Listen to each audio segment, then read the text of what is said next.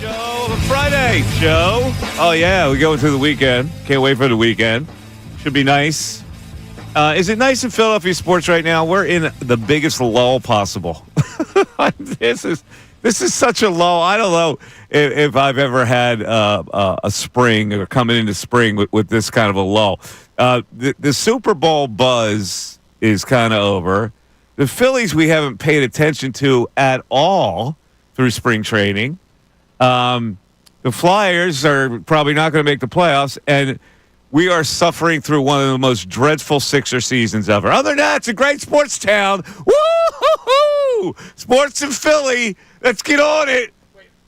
The Adoree Jackson and Harrison Bryant signing didn't move the needle for you? I was going to get to that in a second, so let's get to it. It's Bill Colarulo. We got Ray Dunn here. My name is Mike Missanelli. It's the Mike Missanelli Show on 97.5 The Fanatic. All right, so far the Eagles have they make a signing of Adoree Jackson to give cornerback depth. Now, I don't know if he's a starter.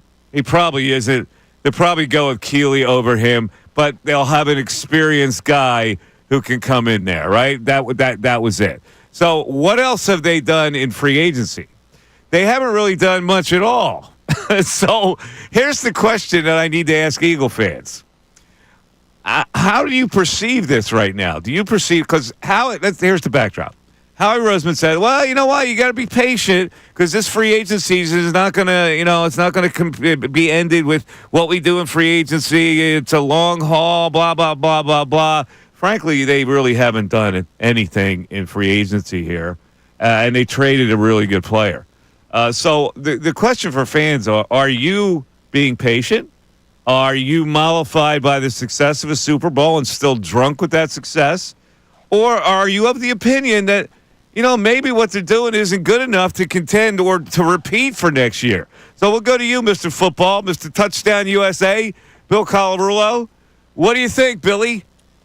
Well, what I think is that there's a salary cap in the NFL. And for many years, and I was guilty of this as well, I always looked at the salary cap and said, well, it exists for all 31 other teams, but not the Philadelphia Eagles because Howie Roseman knows how to get around the cap. Well, that's true to an extent. And I think what you're seeing this offseason is that the salary cap is real for everybody, even Howie Roseman. And they have to make some tough decisions, financial decisions, knowing not only what their cap situation is this year, but knowing what the young players are going to need over the next couple of seasons when it comes to big contract extensions. So I think Howie's doing what he can do. I don't think that Howie Roseman is complacent and saying, you know what, this is going to be a step-back year. I think he's trying to build a roster that can still compete, and I think they will. They have a ton of money tied up on the offense, but he's taken flyers on former first-round picks. We've seen this before. Howie loves to go try to find these low-risk, high-reward deals from former first-round talents that maybe didn't pan out with the team that they were with. You give them a one-year contract. It's a prove-it deal. It's good for everybody because if they come here and it doesn't work out, it doesn't cost the Eagles anything. But if they come here and they perform, not only does it help the Eagles, it helps these guys get these big paydays. You're seeing it with Mekhi Becton. Now, he hasn't been paid yet, but that was a high first-round pick, was a bust in New York, comes here, has a good season. Zach Baun was a third-round pick, comes here on a one-year prove-it deal. Look what he was able to do. But it doesn't always work out. But they signed A.J. Dillon, former second-rounder. Josh Uche, former second-rounder. Kenyon Green in the CJ-GJ trade, former first-rounder. Adoree Jackson, former first-rounder. So they're taking these flyers on these guys. You're not going to hit on all of them, but if you can hit on one or two, maybe that can help a team that's already talented. You sound really soft, Bill. You sound really soft right now. What? Taking flyers, is that good enough? Taking flyers for a Super Bowl team that thinks they can repeat. I look at them right now. I don't know if they can repeat. I got to be honest with you. I don't know. Even though the odds, I'm just ranking looking at the odds for next year.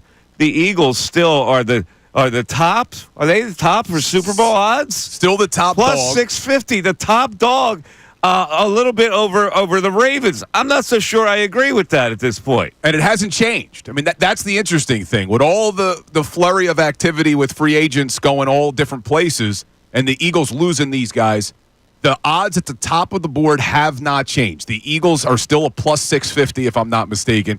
to win it all with the Ravens right behind them. The Lions, their odds improved a little bit. I think the Commanders' odds improved a little bit, but nothing to the point where they've overtaken the Eagles as the favorites, which I think is a good sign. Vegas knows what they're doing. I'm glad you're optimistic, Bill. Listen. I hate to feel this way, but I fear a drop off. I fear a drop off going into next year. I don't know what it is. I fear a drop off for the baseball season, and I fear a drop off when football starts next fall. Well, look, I don't know why. I think that it's fair to expect a drop off. This is a team that won 18 games last year, if I'm not mistaken, right? They won 14 regular season games, and then they won all 4 of their playoff games. I think they could have a drop-off. There could be a slight step back in terms of the amount of wins that they have or how much they dominate teams, and they could still be a Super Bowl champion next year. Like, they dominated. Like, I've done this research before where I asked the question, is this the best Super Bowl team in modern history? What they did on their path to this Super Bowl victory. You don't have to be that dominant to win a Super Bowl. We've seen other teams do it. So even if the Eagles have a step back, they're still going to be a contender. I'm a contender. Things go wrong, or as we like to say, TGW in the NFL. Injuries happen, little things that you can't control. You're coming off a Super Bowl win. There's a reason why very few teams repeat. I don't know. So the question I have for Eagle fans here is, are you being patient? Are you being a little softer because you've been mollified by the success of a Super Bowl championship? Or are you of the mindset that, this offseason so far, not good enough? Not good enough to keep up with the Joneses? Keeping up with the Joneses. Well, here's the thing. Like, I have been critical of Howie Roseman in the past. He's done a great job. I say it all the time. I'd give him a lifetime contract. But when it's time to be critical of him, I've been critical. When I think he's making moves that I don't agree with, I'm critical of him. As much as I don't love the fact that you lost Milton Williams and you lost Josh Sweat and you traded away Chauncey Gardner-Johnson and you haven't been able to spend big, I'm not sure what else he could have done in this first wave of free agency just yet. He signed Zach Bond, which we all agreed was the priority. Didn't necessarily have to extend Saquon Barkley, but he did, and it ensures that he's now here for a couple more seasons because I think this could have been the last year of that deal with that kind of dummy third year that they put in. I don't know what else he could have done. Like, we've been critical of Daryl Morey, rightfully so, because all the moves he made were wrong, but he had the ability to make moves. They had cap space, they had draft capital, and they made the wrong moves. Could Howie Roseman have done anything else in this first week of free agency, really? I mean, I guess they could have held on to Chauncey Gardner-Johnson, but I understand why they're moving on. Listen, I'm not the general manager, all right? The general manager is responsible. This is what they did. They got Kenyon Green to trade. He might not be a starter. They got Uche in the trade. He's definitely not going to be a starter. They got Dory Jackson. He's not going to be a starter. A.J. Dillon, not going to be a starter. And they got a backup to the backup quarterback. Really, Bill? Well, they're going to wait for that next wave. Look, next wave. Some of the best moves that he's made don't always come in this first week. We got spoiled a little bit last year because they signed Bryce Huff, Saquon Barkley, Zach Bond, all in that first day. But we're saying right now, Bill, the offseason, has the offseason not been good enough? Right now. Right now, it leaves a little bit to be desired. Okay. I will give you that. The Harrison Bryants of the world aren't moving the needle, especially when the rumors are that Dallas Goedert's on his way out. I'm not going to feel comfortable with Grant Calcaterra and Harrison Bryant next year. They're going to draft a kid from Bowling Green. I feel it. 610-632-0975. Also today, I do this every now and then. Take inventory of the most exciting or satisfying players in Philadelphia sports right now. It'd be interesting to see how this list ranks right now. Any Sixers on the list? I don't know. There's a Sixer at the bottom of the list who should be higher. 610-632-0975. Mike Missanelli Show continues. 97.5 The Fanatic. Tyrone Johnson.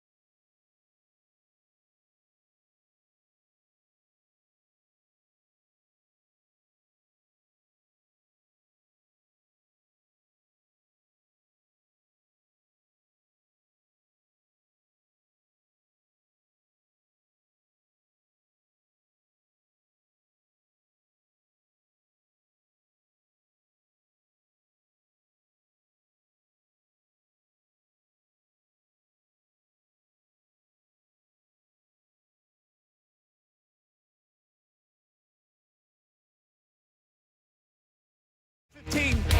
Mike Missanelli Show, 97.5 The Fan. I want to take a survey of everybody today about whether you're being patient, whether you're mollified by the success, or whether you feel right now the offseason just was not good enough, and maybe that you fear a drop-off next year. Let me go to our producer, Ray Dunn. I want Ray's opinion right out of the chute. I heard Bill. Bill's a little soft. He's trying to say, yeah, it's Howie. Oh, Howie. Right, Bill? I want to hear Ray. A little Ray. soft, right? What do you got? What I keep coming back to is if they had not won the Super Bowl, which is a tough line of thinking given the fact they did, would I be sitting here as accepting of what's happening? So the mollified part you're talking about here. Correct. And I don't think I'd be as accepting at all. You wouldn't. But, like, does past success justify kind of pushing off future success? No, not for me. And that's why I really come out of this week very underwhelmed with what's going on with this team. And I was going into this offseason thinking about being aggressive because I look at a window in the NFL as something that's never as long as you expect it to be. And I think in all sports, really. So you want to push your chips all the way in, and I don't think the chips have been pushed all the way in. Ray and I are on the same page. It's 2 against 1. Good night, everybody. Yeah, we're out of here. Well, let me ask you, both of you, because one of the things that we always compliment the Philadelphia Eagles on is that they're never in a salary cap hell where they have to now give away true star talent. We see it happen in Dallas. You see it happen in Cincinnati. You see other organizations who are cap-strapped, unable to take care of their stars. I think what the Eagles are doing right now is making sure that doesn't happen, making sure that they can take care of the Jalen Carters of the world and the Quinyon Mitchells and the Cooper DeJeans down the road. Look, Jalen Hurts is probably going to need another contract. He's severely underpaid now when you look at where quarterbacks are in the NFL. So I agree with you, Ray. I don't know if I would have this level of acceptance if they didn't win the Super Bowl. But at the same time, it's like, okay, they spent what they spent to get that Super Bowl, and now you have to keep your eye on the future. You're still going to be competitive this year. There's still a chance that they can repeat as Super Bowl champs, but you couldn't go all in this season at the risk of, oh, wow, we may lose Jalen Carter now in a year. We may lose Quinyon Mitchell. These guys may be unhappy in 2 years because I just can't pay them. That's what you get in Dallas. That's what you get in Cincinnati. You don't have that here in Philly. So I'm upset that Milton Williams and Josh Sweat are gone, but I understand they couldn't do anything to keep them. And then you couldn't go out and overpay in free agency to bring in guys to go all in this year, and now 2-3 years from now we're complaining we lost our homegrown stars. You know, for a guy who has been critical of Howie's free agent acquisitions in the past, you sound like the honeybee who's mollified by the steam. Look, I will be critical when it's time to be critical. Mm-hmm. I just don't think, as disappointed as I am, I loved Milton Williams, and I loved Josh Sweat. I thought they were good players. Josh Sweat, I think, got paid because of the Super Bowl. Listen, I understand you couldn't have kept those guys, but let me just repeat again. Kenyon Green, Uche, Adoree Jackson, A.J. Dillon, back up to the backup to the backup, the quarterback. That's what they got. Now, what could they have done? I don't know. I'm not the general manager. But they're not done. I'm just evaluating what they did do. And I would like you to evaluate the players that I just named. All right, let's look at it this way. The only player that they lost on offense, that they still haven't technically lost because he hasn't signed anywhere, that was a starter, was Mekhi Becton, right?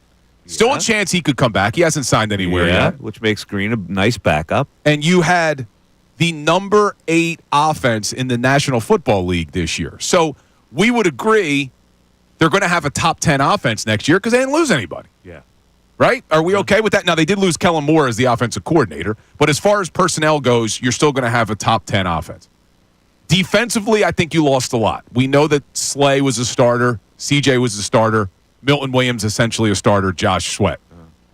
But even if they take a step back and they're not the number 1 or number 2 ranked defense this year, do you agree, as the team is constructed right now, assuming they don't add another player the entire offseason, that they miss in the draft, they miss on every free agent, this is still a competitive football team next year?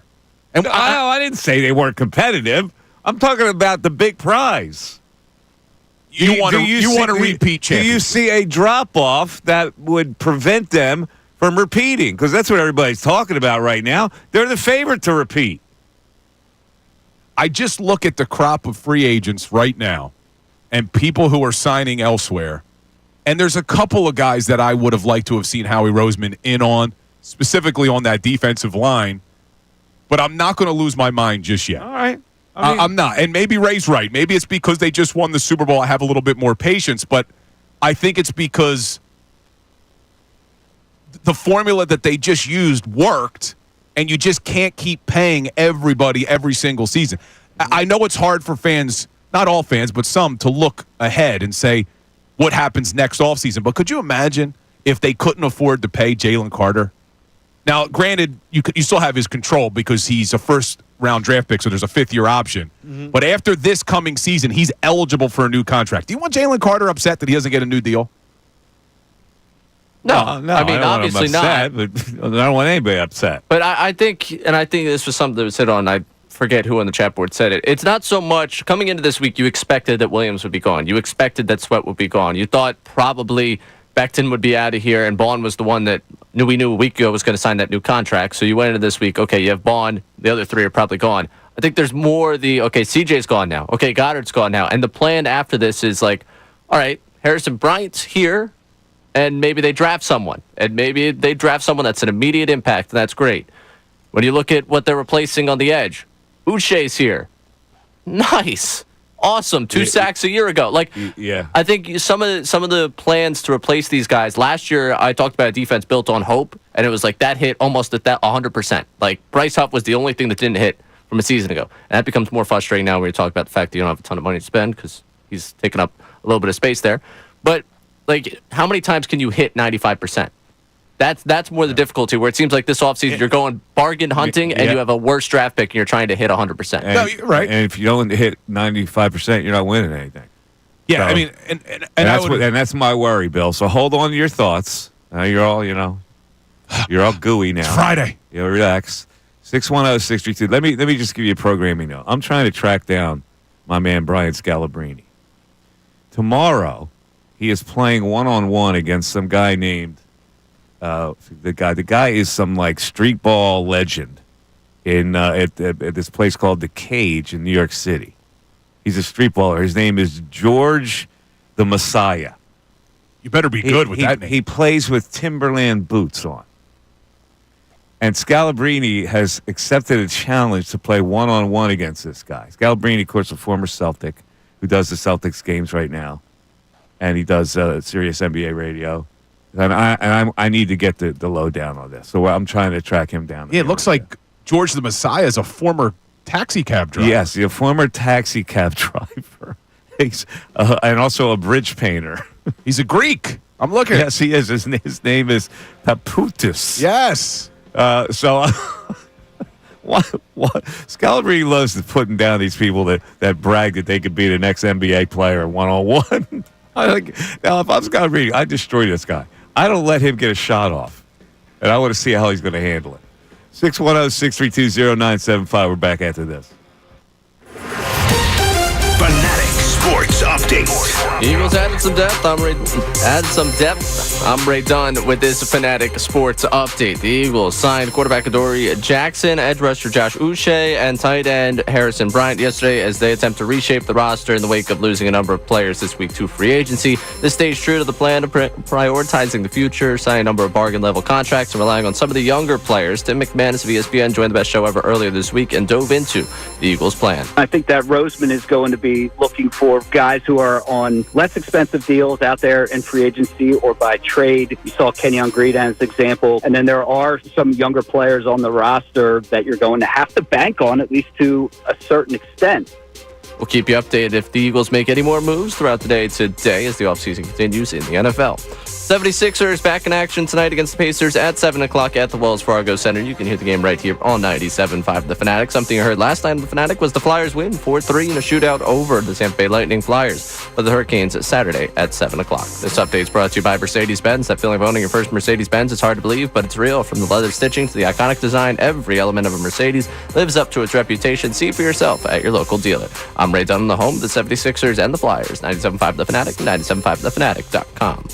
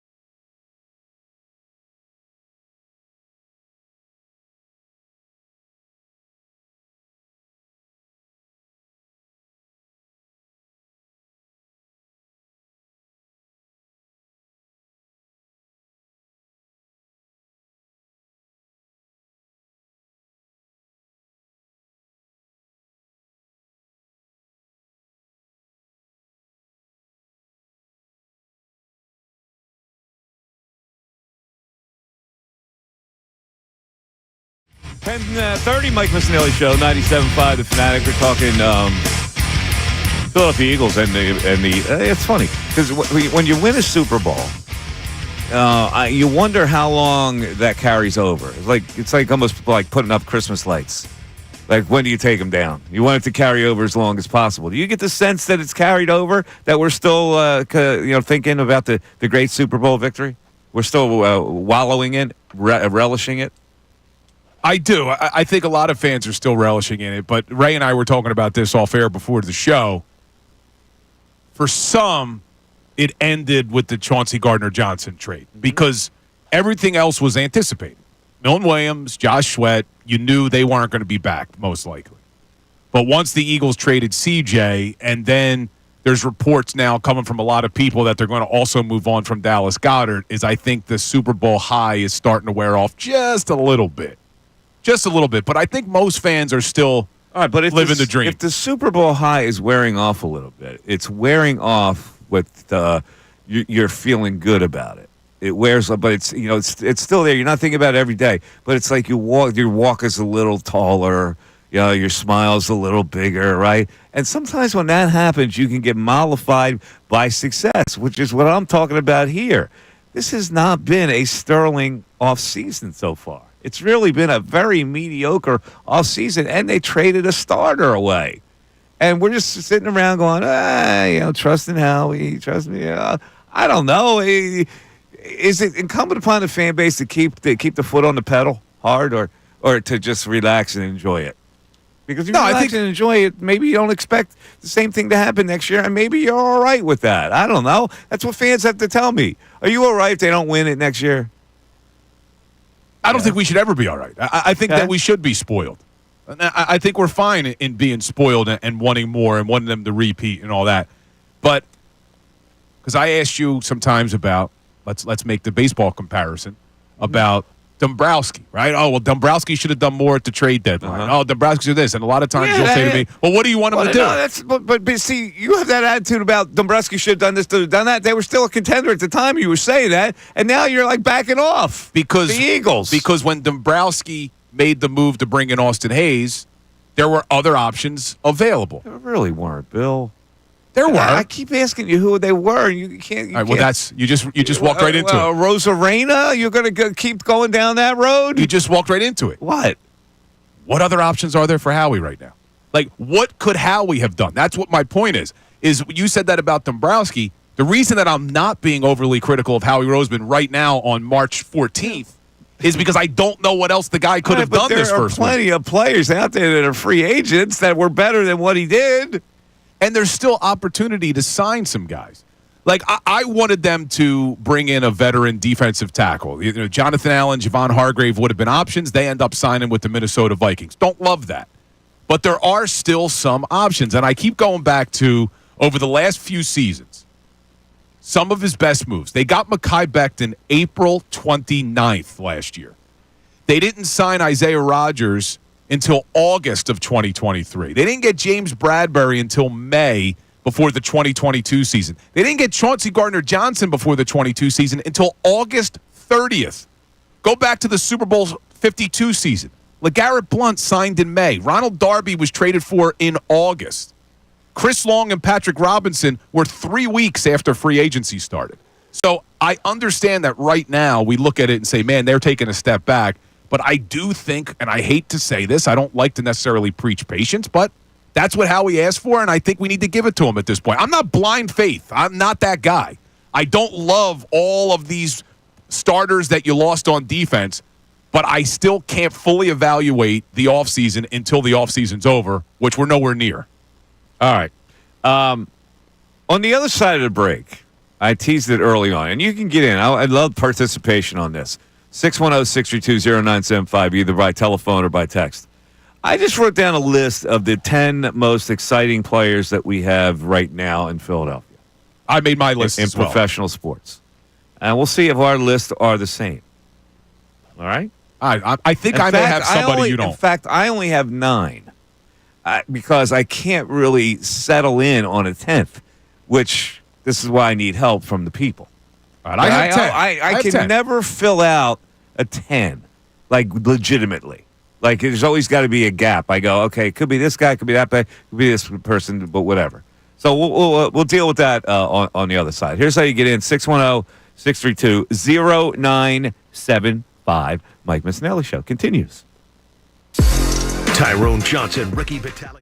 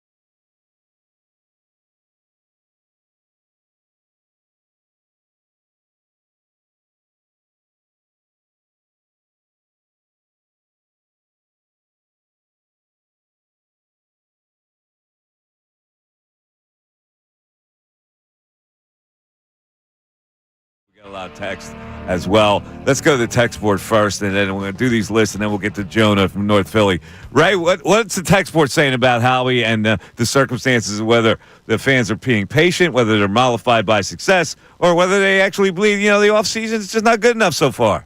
Khalil in Delaware, I think Mike and Ray are cuckoo for Cocoa Puffs. Like, why mess up the cap when it's about to go up and up and up and they have to pay Jalen Carter? Like, what's the rush? This core of a team is still better than the league. What are y'all looking for like you didn't see it coming? What's understood shouldn't have to be said. Like, we're adding depth. Young enough vets. Though we have starters, Mike. We don't have a full team in March. Am I going crazy? They're not even practicing yet. Yeah, you're not going crazy, but here's what you are. You are mollified by success, my friend. Oh, they won the Super Bowl. Oh, everything's wonderful. That's what you're doing. And I get it, but just admit it. That Ray posed the question at the start. Had they not won the Super Bowl, would you be looking at this offseason as a success?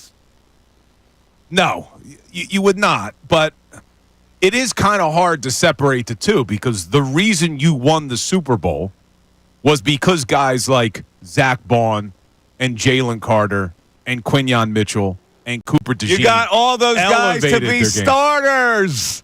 You got all those guys to be starters. These guys are what? What I'm saying is, though, you won the Super Bowl because of that group of players. Now, yes, Milton Williams, Josh Sweat, and Darius Slay and Chauncey Gardner-Johnson all contributed to that, but it would have been impossible. I think we all agree. There was no way that the Eagles could have paid Milton Williams over $100 million. We all agree with that, Ray? Even you. Winning the Super Bowl, not winning the Super Bowl, you're not paying Milton Williams $100 million. 100%. Even though he's the most important Milton in Pennsylvania history, would not have paid him that. It's most important Milton ever. Second to Milton Hershey. No. Number one. So you couldn't pay him. I would not have paid Josh Sweat $76 million. He disappears for far too often. So I get, but you wouldn't have done that. Even if you lost the Super Bowl, you wouldn't have done that. I agree with that. You couldn't. Those guys were gone. I'm saying Kenyon Green, Uche, Dory Jackson, A.J. Dillon, Harrison Bryant, and Dorian Thompson Gunner, whoever his name is. Dorian the Thompson Gunner. Who is he? All right. Who is he? That's nothing. You got nothing. They basically brought in nothing. Now, are these guys going to have any kind of impact like Zach Bond?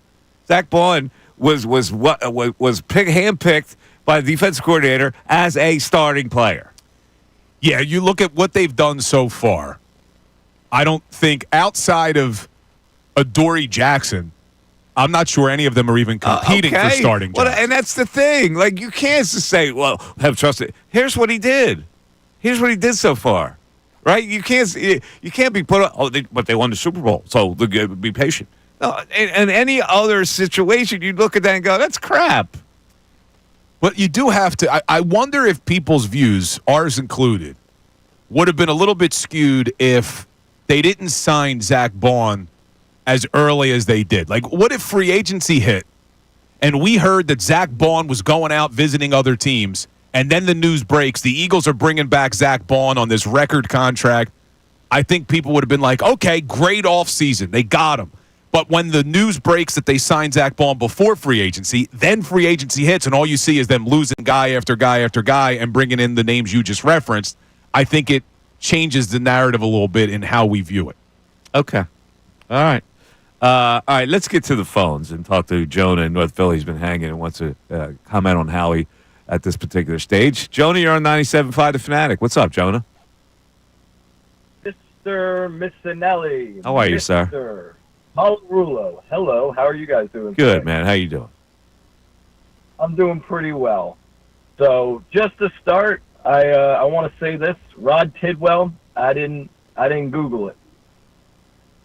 A few weeks ago, I called in before the phones were off. Y'all accused me of Googling the general trivia. Oh, okay. You got Rod Tidwell. Well, that was good work by you, bro. I appreciate that. But anyway, moving on. So I have a mixed bag of feelings towards the offseason so far. Okay. And I think a couple things can be true. Going in, I said, all right, what do we need? I anticipate, points we're losing Darius Slay. All right, we need a defensive back. Probably not keeping Josh Sweat and Milton Williams. We need an edge rusher. I don't want to rely on Saquon's legs solely, so we need a backup running back. We need a backup quarterback. We need to re-sign Zach Bond. I think so far, Howie's eyes have been on the right targets. I question, though, the targets that we brought in. Adoree Jackson, a little bit beyond his prime. The edge rusher we brought in from the Chiefs may not live up to expectations. So I worry for that, especially because in 2023, after the Super Bowl year, we lost a lot of guys like Javon Hargrave, and we sort of put in these Band-Aid fixes. I remember we even brought in, we got rid of CJ. We brought in Kevin Byard, complete whiff. Mm-hmm. So I worry about the pieces that we're bringing in, but I am relieved that Howie at least has a finger on the pulse of what this team needs and isn't going off and spending money and being like a lot of these other teams, overpaying for this for talents that might bankrupt us when it's time to go out. All right, so in other words, we have to cross our fingers that Uche can contribute, even though he hasn't had a sack in 3 years. We have to. Has not. He's had. Well, whatever. He hasn't had one in the last 2 years, has he? Adoree Jackson. Whether does he spent or can he still play? AJ, the running back, AJ Dillon. Can he still play? Kenyon Green. What can they do with him? Is he a backup or is he a starter? Or if he's not a starter, then what are you going to do if you lose the other guy? All these things play in each other. Yeah. Absolutely. That's why I'm saying, two things can be true. Howie at least is aiming in the right direction, but I worry about the pieces he's bringing in. It's a lot of can he, maybe, will he.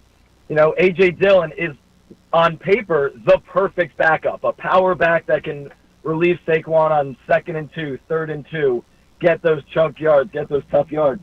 But he hasn't played. He hasn't played, and he doesn't play. Every year, it feels like by week 3, he's got a season-ending injury. Yeah, you're right. All right, brother. I appreciate your call. Thanks, Jonah, who got Rod Tidwell question correct without Googling. Yeah, he's very upset that we accused him of Googling. Yeah. All right, so let's get to this list right now, and then we can carry this over into the 11 o'clock hour, because these kind of lists always bring substance and contributions from people. So right now, if I say the most list and the least list, I have 2 lists here. Yeah, I didn't do a least. I did a most. I did a most list. And that could be most satisfying, most exciting right now, going right now. I left out number 10. Here is my list in order. Hurts, 1. Saquon, 2.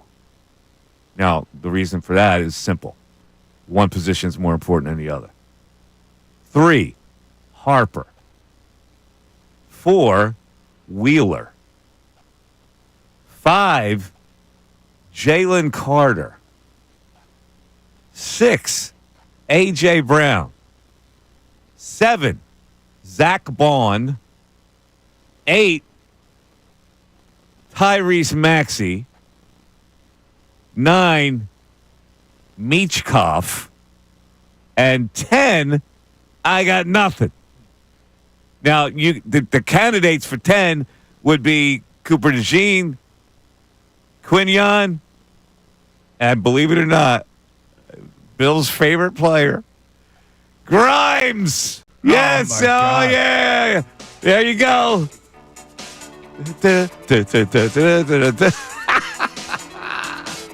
All right, Bill. What is your list? I wonder if Bill has Grimes on this list.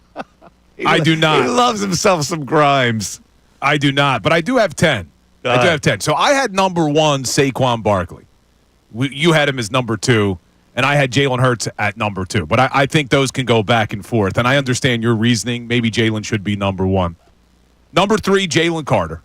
Oh, you got him 3. Yeah, I think that he's... Ooh, that's 2 steps up from where I got him. I think he's incredible. So I have 3 Eagles as the top 3. Wow. Saquon, Hurts, Carter. Number 4, even though I'm critical of him at times, Bryce Harper. Okay. Number 5, Zach Wheeler. Okay. Number 6, hit it, Ray! Matvey Michkov, baby! Get the horn going! Stop there it is! Stop it with 6. Michkov mania!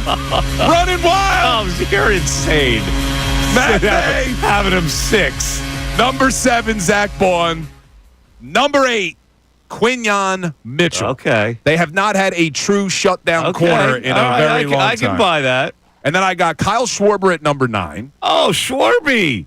and Tyrese Maxey at a distant 10. So who do you don't have A.J. Brown on the list. I didn't put A.J. or Devontae Smith on the list only because they had the 29th ranked passing offense this year. Ray, no A.J.?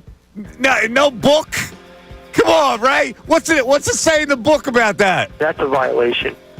That's a total violation. Where'd you have A.J.? You had him at 6. I had him at 6. But who were you missing? You were missing Schwarber. I didn't have Schwarber. You didn't have Quinion, although I think you should have him. I didn't have 10, so I could put Quinion at 10. He was one of my candidates for 10. I'm just very happy you had Michkov in your top 10. Very happy. I had Michkov 9. Yeah, he should That's be. fair. He shouldn't be. What do you have him, 5? I had him 6. 6? He should be it. That's too high, man. I got my least list on the other side. Mike Missanelli Show continues. Fanatic Sports Update.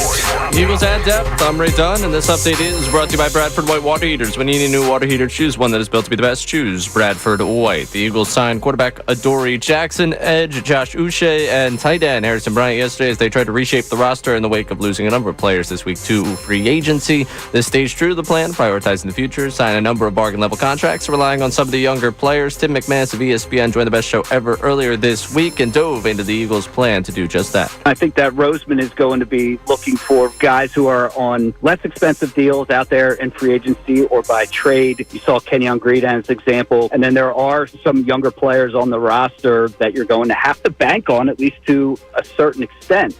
We'll keep you updated if the Eagles had anyone else throughout the day today and, of course, throughout all this NFL offseason. The 76ers back in action tonight against the Pacers at 7 o'clock at the Wells Fargo Center. You can hear the game right here on 97.5 The Fanatic. And you heard last night on The Fanatic, the Flyers win 4-3 in a shootout over the Tampa Bay Lightning. Flyers play the Hurricanes at 7 o'clock on Saturday. This update's also brought to you by Mercedes-Benz. That feeling going to your first Mercedes-Benz is hard to believe, but it's real. From the leather stitching to the iconic design, every element of Mercedes lives up to its reputation. See for yourself at your local dealer. I'm Ray Dunn, the home of the 76ers and the Flyers. 97.5 The Fanatic and 97.5thefanatic.com.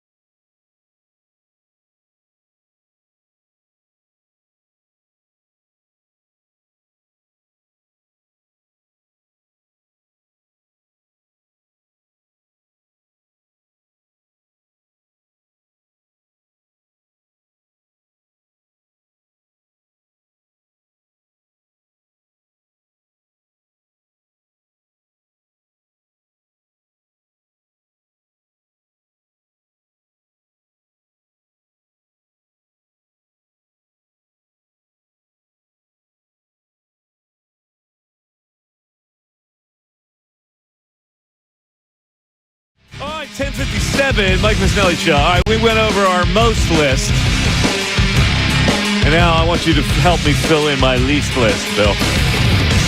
The least exciting players currently in Philadelphia sports.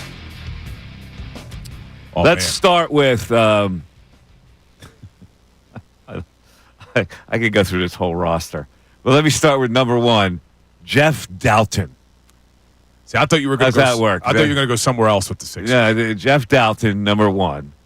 Number two is Bryce Huff. Oh, that's a good one. Now, you may need Bryce Huff this year, though. Number three, he should be number one. Number three is Alex Reese. You not a big fan? You know, I see him on the floor. It's like putting that guy Reese on an NBA floor, and Ray will get this. It's like sticking Kramer in Elaine's bachelor auction in that episode. Yes, I remember. Like Alex Reese on an NBA floor. I go, my mind boggles. I cannot believe that they would choose to actually put him on an NBA floor. He's averaging 13 minutes a game here, too.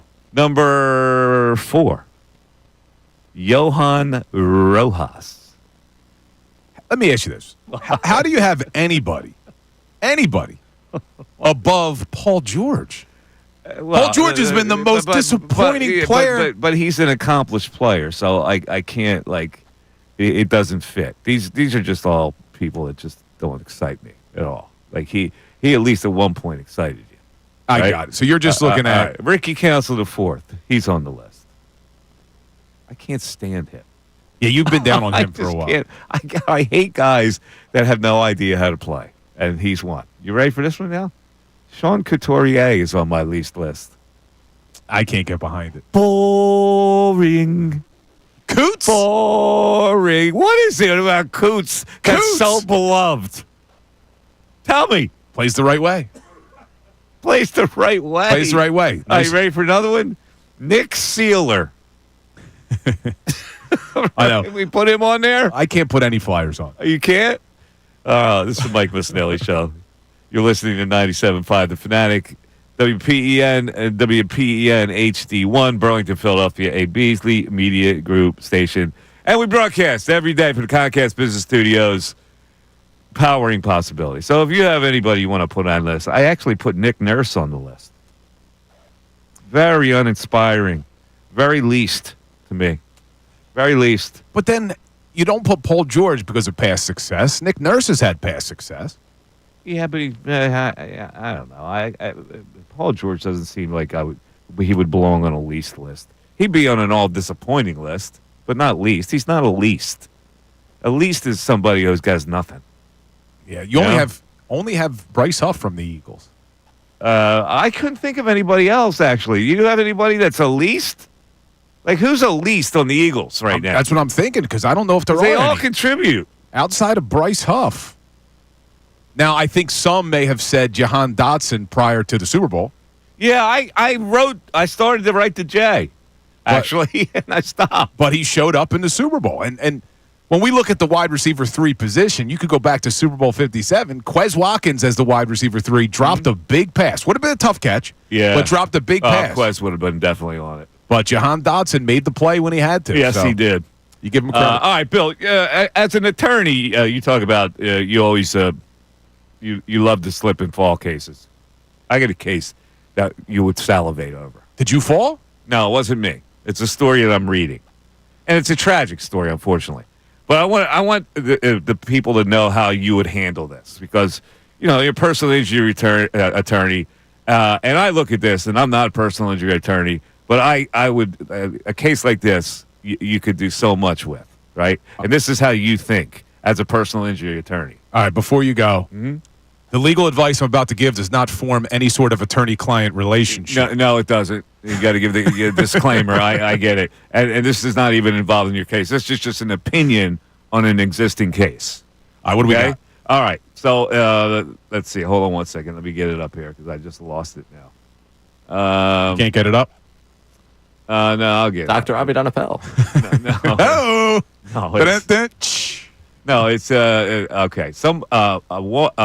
A guy fell off a ski lift in somewhere out there in Montana, I think, and died. Oh, man. Malfunction on the ski lift. See, that's one of my biggest fears, man. This is why I don't like skiing.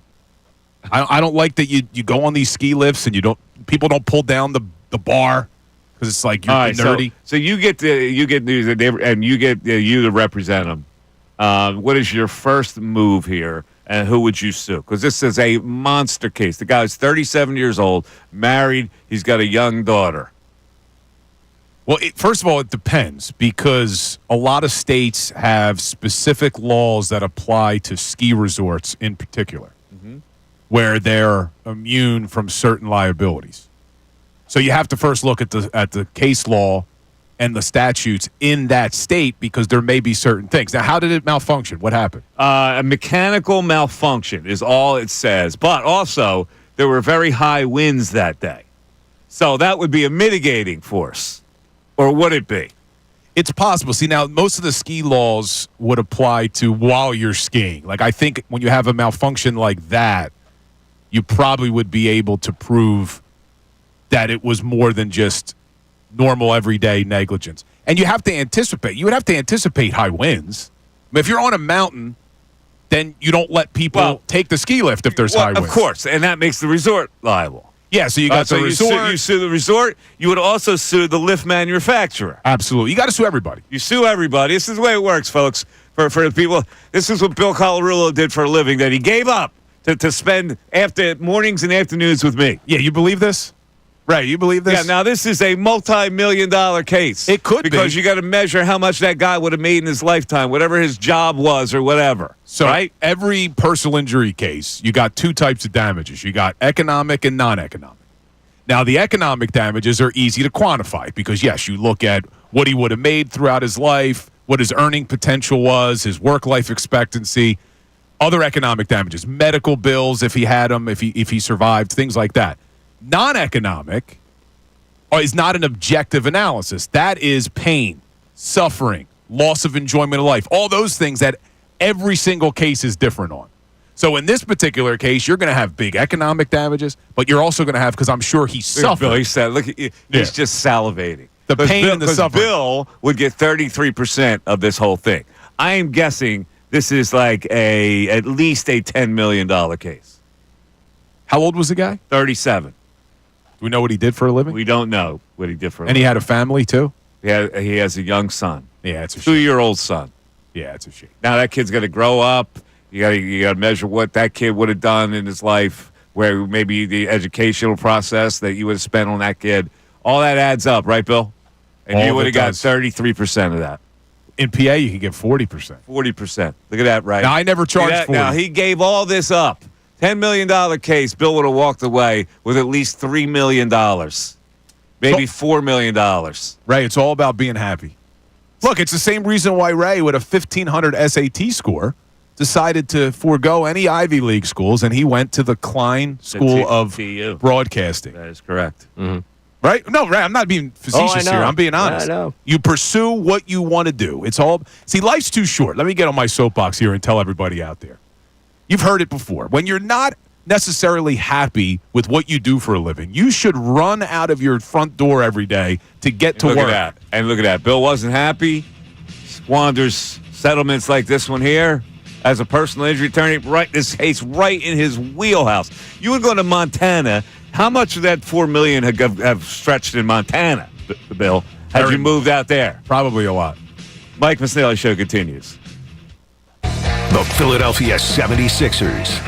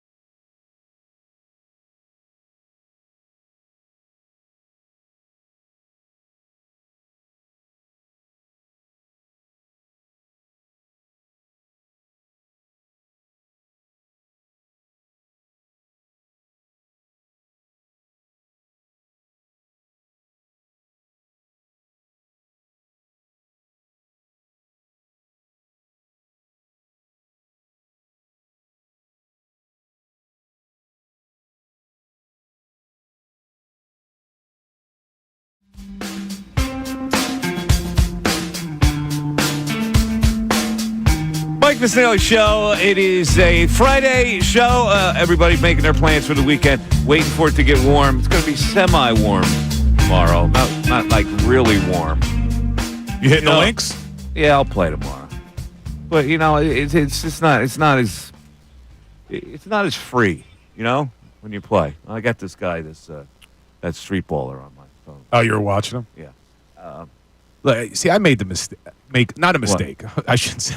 You haven't played golf in a while. I shouldn't have said I made the mistake. Get out of the mistake. house playing golf now. You got a new kid. Well, yeah. So here's the problem. When I met my wife, I grandfathered in that I golf a lot. So there was no problem when it was just the two of us. I mean, I have two other kids, but I only have them, half the time. So I would golf a lot. But now I got my little daughter. I got to rush home. I got to help because my wife still was working. Mm-hmm. So it's changed everything, man. The last time I swung a club was with you months ago. I can see where your game is going to be restricted. Have you noticed, you're married now and you were married before. Do you notice, or even anybody you dated, do you notice that the opposite sex does not really understand the time commitment of golf? Have you noticed that? It is a real thing. So what I did when I first started dating my wife, I got her involved a little bit. So we would golf, and she appreciated now how long of 18 holes takes. Like she would enjoy playing 9, but she gets it. And you got to be committed. See, you not only have to play your 18 holes, you got to get there, you got to warm up. Well, see, this is the thing. Playing golf is semi-serious to guys who golf. Right, it's just not. There's a faction of golfers that'll go out with their buddies on a muni and wear cargo shorts and get drunk and all that. Yeah, but I'm talking about people that. Yeah, and I understand that type of golfer. But when you are like what Mike's talking about, when you start to take it seriously, even it if becomes you don't take really it seriously, you have a regular foursome and you got to have the same your regular place that you play, and you're semi-competitive with it. You want to play well. All golfers, or most golfers, want to play well when they go there. They want to improve their score, right? Yes. So the commitment of it is you show up at the course, and you just don't show up, get your shoes on, get out of the car, and walk to the tee. You would like to get the body a little bit loose and get some swings in, right? So you go to the range for 10 minutes, but you got to get there 45 minutes before your tee time to be able to do that. Yeah. So then you're playing golf, and depending on how long the round takes, and it should take 4 hours maximum, but most of the time it does not, especially if you're at a muni. It could be a 6-hour round with everybody being backed up, losing balls, looking for your balls, the whole bit. So now you tack on 1 hour to get there. You tack on maybe 20 minutes of warm up. At least you get to the tee and you start your round, and that's a 5-hour situation. So now we're up to 6 hours and 20 minutes, and then the protocol is you just can't walk away from the course. You just can't. 18, the last putt, boom, here comes the club. Get in the car, you're gone. No, what happens, Bill? You got to go to the locker room. At least an hour. Okay, yeah, you got a lot going on. Right. So you're talking about a 7-hour commitment to play golf, and most ladies, and this has been my experience too. They just don't understand that part of it. They think that you're intentionally staying away from them. So my wife understood because she was an athlete too. She played tennis. She understood it all. But what would be the best that my wife, I think, would get amused by, there'd be times where I would tell her, look, I'm teeing off at such and such time. Why don't you meet me at the club? We'll have lunch or we'll have dinner after. Yeah. But then there were times where on the 17th fairway, I would text her and say, pack up your stuff. We're getting the hell out of here because of how badly I played. I don't want to get out of here. Sorry, I made you come here for lunch. We're not eating. We're getting out. Really? You do that? Oh, there was one day. It was so embarrassing, dude. I had to play get out. poorly and you break it an after day, food after with your wife? I had to on this occasion. I entered a tournament with a guy, great guy. He's a doctor over at CHOP. Great dude. Entered a tournament. Him and I get paired together. First time we're ever playing together. And it turned out to be one of those days where I just couldn't get off the tee. I mean, it was, if I wasn't in a tournament, I would have walked off the course after 3 or 4 holes. I just could not get off the tee. Yeah. And I had to suffer through 18 holes with this poor that's guy. Miserable when that Miserable. happens. That's why I said, let's get the hell out of So here. you wanted to get out of there. But I think my wife always got amusement out of when I would leave the house in the morning and I'd be like, I'm going to play well today. and then I'd come home and just collapse in disappointment. Yeah, I just find it's really interesting. Unless a lady plays golf and knows the commitment, it's always. And I hear people complaining about it all the time. Like, oh my, I got to get going. It's like. Now, my wife understood, but I do understand how men whose wives play, I can understand where you think it is a very long day. But here's the thing. I always think there should be a give and take in a relationship. Not that I'm any expert on any relationship at all, but a give and take. We need a whole segment. It's like we need a segment of Mike's relationship advice, I think. Well, no, I'm just saying, like I wouldn't care that someone in my life have something of her own that, it's like, you're going to be out for an entire day, whatever you're doing, that's great. Yeah. I don't understand why that becomes a problem. If this is something that a guy has to or wants to do for his mental acuity or his mental refreshment, like, I don't understand why that has to be a problem. And I hear it all the time. Like, I overhear conversations about how it's a problem. Well, yeah, I mean, there's a lot of, jokes, too, social media videos about this very thing. But here's the problem. When you get the bug, when you become addicted to golf, it doesn't become just hey, honey, I'm playing every Saturday morning. It's usually, hey, on Wednesday I'm going to the range. On Thursday I'm working on my short game. Friday I'm playing 9 after work. Like, you become addicted to it. Yeah, it is an addiction. I don't. I've never been addicted. I can't. I hate practice at any level, no matter if it's, I just don't like to practice. So, but it was funny because we used to have we have what's called the locker house, where it's a men thing. It's where men bond, right? There's ladies at the club and they have their bonding. Your locker house is cool. Yeah, it's cool. It's an old school, over 100 cool. years old, whatever. And you used to be able to smoke cigars in there. After a round, there's nothing better. You get into the locker house. It's like a mahogany locker house with brass. And you have a nice sip of bourbon and have a cigar. Well, that got cut out because the rationale was that the wives complained that their husbands would come home smelling of cigar smoke.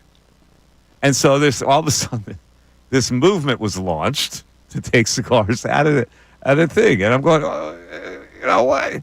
Oh, you can't smoke cigars in there anyway. No, you can't smoke cigars in there. And the thing is, it's because there were a couple of husbands that lobbied against it because the wives would complain that they smelled like cigar smoke. And I go, all right, I guess maybe I don't understand that.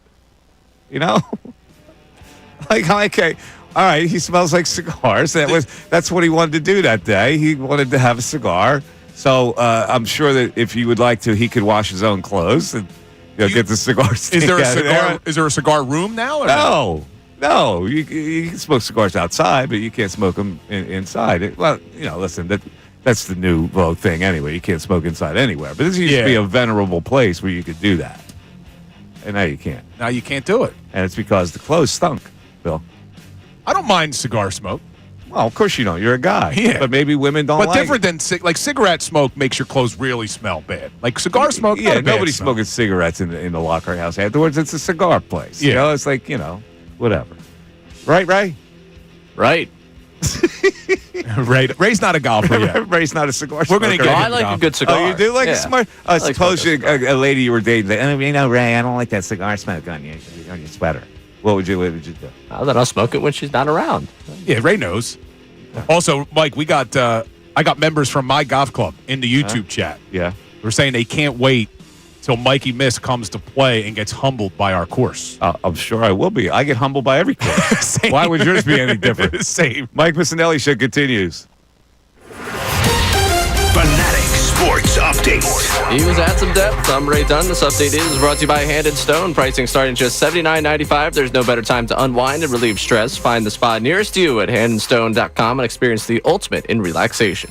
Eagles signed quarterback Adoree Jackson, edge rusher Josh Ushue, and tight end Harrison Bryant yesterday as they try to reshape the roster in the wake of losing a number of players to free agency. This stage through the plan prioritizing the future, sign a number of bargain-level contracts, rely on some of the younger players on this team. Tim McManus of ESPN joined the best show ever this week earlier and dove into the plan for the Birds. I think that Roseman is going to be looking for guys who are on less expensive deals out there in free agency or by trade. You saw Kenyon Green as an example. And then there are some younger players on the roster that you're going to have to bank on, at least to a certain extent.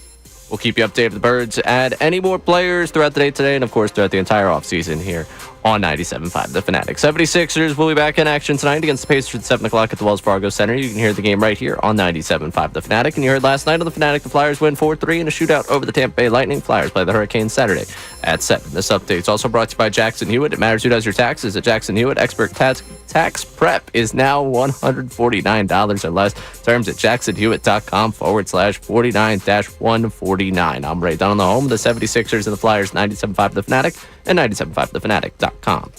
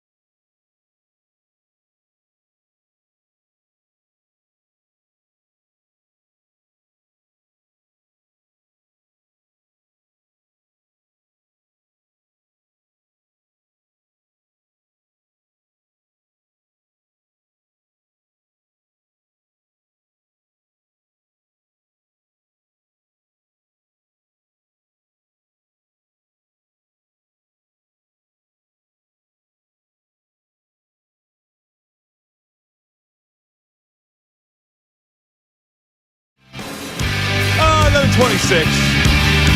Mike Missanelli Show, 97.5, The Fanatic. Yeah, I just the last thing on that. Like, you know how many people I've heard say this? Like, trying to rush out of the golf club. Yeah, I gotta go. My wife's going to kill me. And I'm going, why would... Straighten that out, man. Your wife was going to kill you because you wanted to play golf for a day? That's what I don't understand that. Like, would you kill I'm gonna? Would a wife say when she's out with her friends for I don't know, whatever they do for 6 hours, 7 hours, a day at the mall, whatever it is, playing bridge? What do I gotta get home. My husband's gonna kill me, right? Why can't there be in a relationship that kind of breathing room? Look, I'm sure it goes the other way. I mean, there's a lot of women golfers as well, where maybe their husband's angry that they're at the course for 5 minutes. No, there's no husband that's going to be angry that his wife's at the course because he knows how long it takes. Well, maybe they're not golfers. Maybe the husband's not a golfer. Wait a minute. The wife's a golfer, the husband's not a golfer? What do you think the percentage of people that are that? That a wife is the golfer and the husband's not a golfer? A buddy of mine married a Division I golfer. It's got to be 1%. And he was not a golfer. And she's unbelievable. Like a Division I golfer. Okay, so did he get into golf because of her? I think he's tried, but the problem is he gets destroyed by her. She's unbelievable. Okay, well, that doesn't matter. So that was my biggest fear. I introduced my wife to it, and she's a natural athlete. I've been trying to become a good golfer for years. She's a couple months in, and she's playing pretty well. I'm like, Let me ask you a question. How good of a player would you be if you played from the ladies' tees? I think I'd be better, but not. I mean, you would agree. It's all about short game. Now. Would you play if you play from the ladies' tees? Would you be a 10 or under? I don't think so. You don't think so? Because I think it's the short game, man. It's not just the fact that it's the distance. It's your short game. It's your putting. It's around the green where you make up all your strokes. I had good short game, so I'd be an 8. No. Hey, guess what's coming up? Wednesday, March 26th. Is that next Wednesday? No, we got a couple weeks. Oh, really? Just under 2 weeks. Just under 2 weeks. Not this coming Wednesday, the one after. Oh, it's the one after? 12 days from today. Anyway, it's Fanatics Knockout Tournament. It's your chance to shoot hoops on the Sixers court. You could be one to knock out one of the Fanatic hosts or producers or win the whole frickin' thing for bragging rights at a spot in next year's event. Here's how you win. Listen weekdays for a keyword during each show that we have during the day here on 97.5 The Fanatic. You enter that keyword on the contest page. That's 975thefanatic.com. On the website, there's a contest page. You click on it. We will pick a winner from each show every day. You'll get 2 tickets to the game that night, and the winner will play Knockout. And their guests you can watch from the stands. And this is sponsored by Barlow Chevrolet in Delran for honest pricing and dedicated service.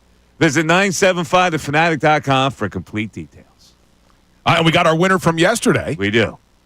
Matt Cicerelli from Hatboro. Congratulations to Matt. Hopefully no relation to Dino Cicerelli. Dino Cicerelli, I know that name. Remember that hockey player? He was in a law case, by the way, that I taught at sports law. In my Dino Cicerelli hit a guy with a stick. That's Check right. it out. He did. Check it out. It's a law case. I used to teach it. Wait, who was no, that was Ty Domi. It was like what crossed the line? What was in the general practice of hockey? Was that outside the general practice of hockey for liability? Yeah, so Matt Cicerelli. You remember Ty Domi when the glass broke and the Flyers fan fell into the penalty box and they went at it? Yeah. That was fun. Yeah. That's a lawsuit as well. That was fun. And anyway, since we're talking about the knockout tournament, let's give the keyword for today, and you enter it on the contest page on 97.5 The Fanatic. Today's keyword is light. L-I-G-H-T. Light. Light. Like Ray Dunn will make light work. We have a text from somebody named Bridget on Bill's golf game. Oh, boy.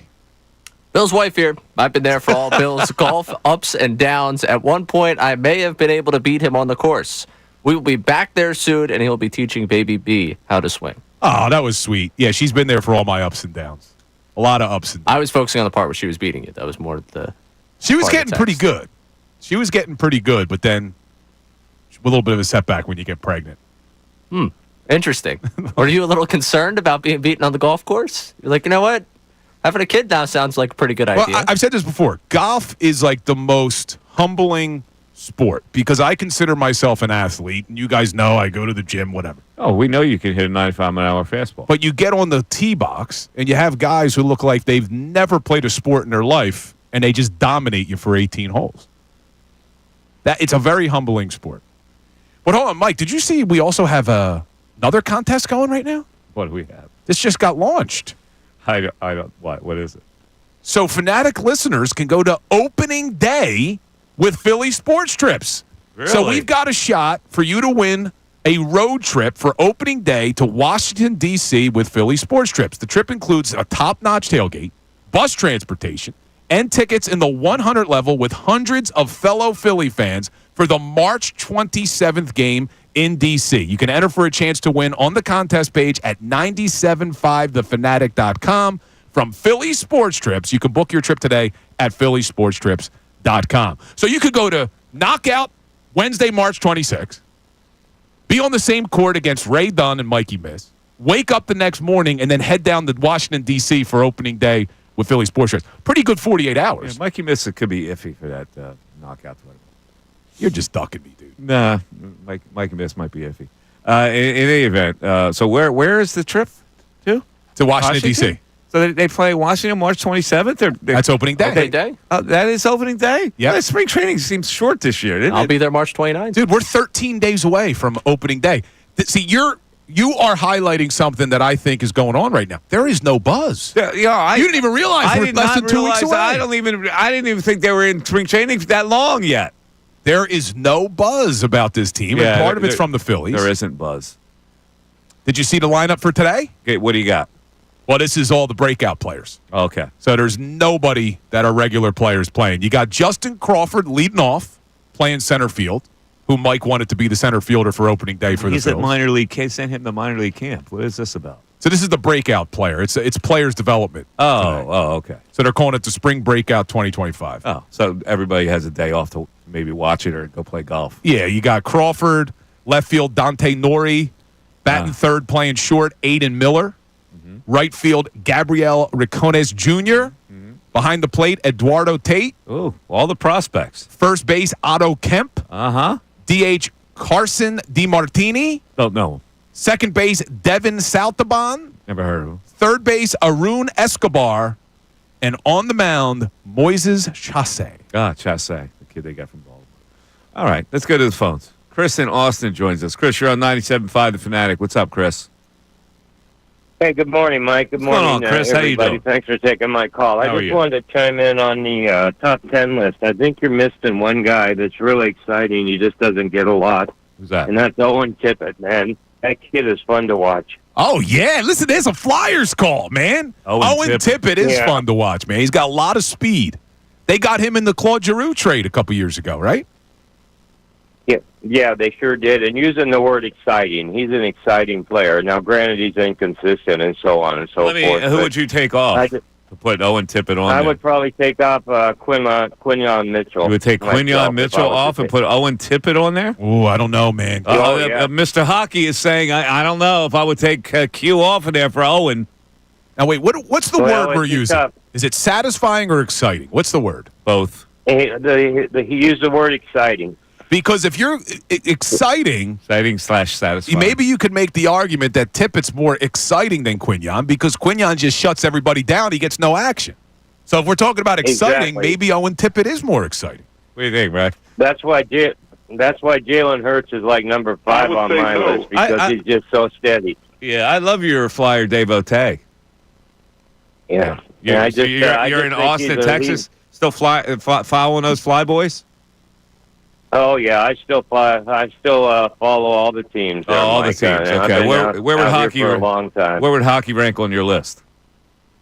Oh, number 2 behind the Phillies. The Eagles are actually number 3. And you got the Sixers last. You're a hockey fan that has of the course. Sixers last. Yeah. Okay. Yeah, even as bad as the Flyers have been, I've loved the Flyers since '68. Okay. I got you, So- buddy. Thanks for checking in. See, that proves my point. What's that? Just a You get the Flyers drank the 2 Kool-Aid? and the Sixers 4. Oh, that the Flyers fans don't ever put the Sixers up higher. Exactly. But I think Flyer fans will always have the Sixers last on their list. But I think a part of that is because it's the same time of year. It's the same. There are times where the Flyers and the Sixers are both on. You got to make a decision. Which one are you going to watch? Doing this many years, I can tell you that most hockey fans don't pay any attention to basketball.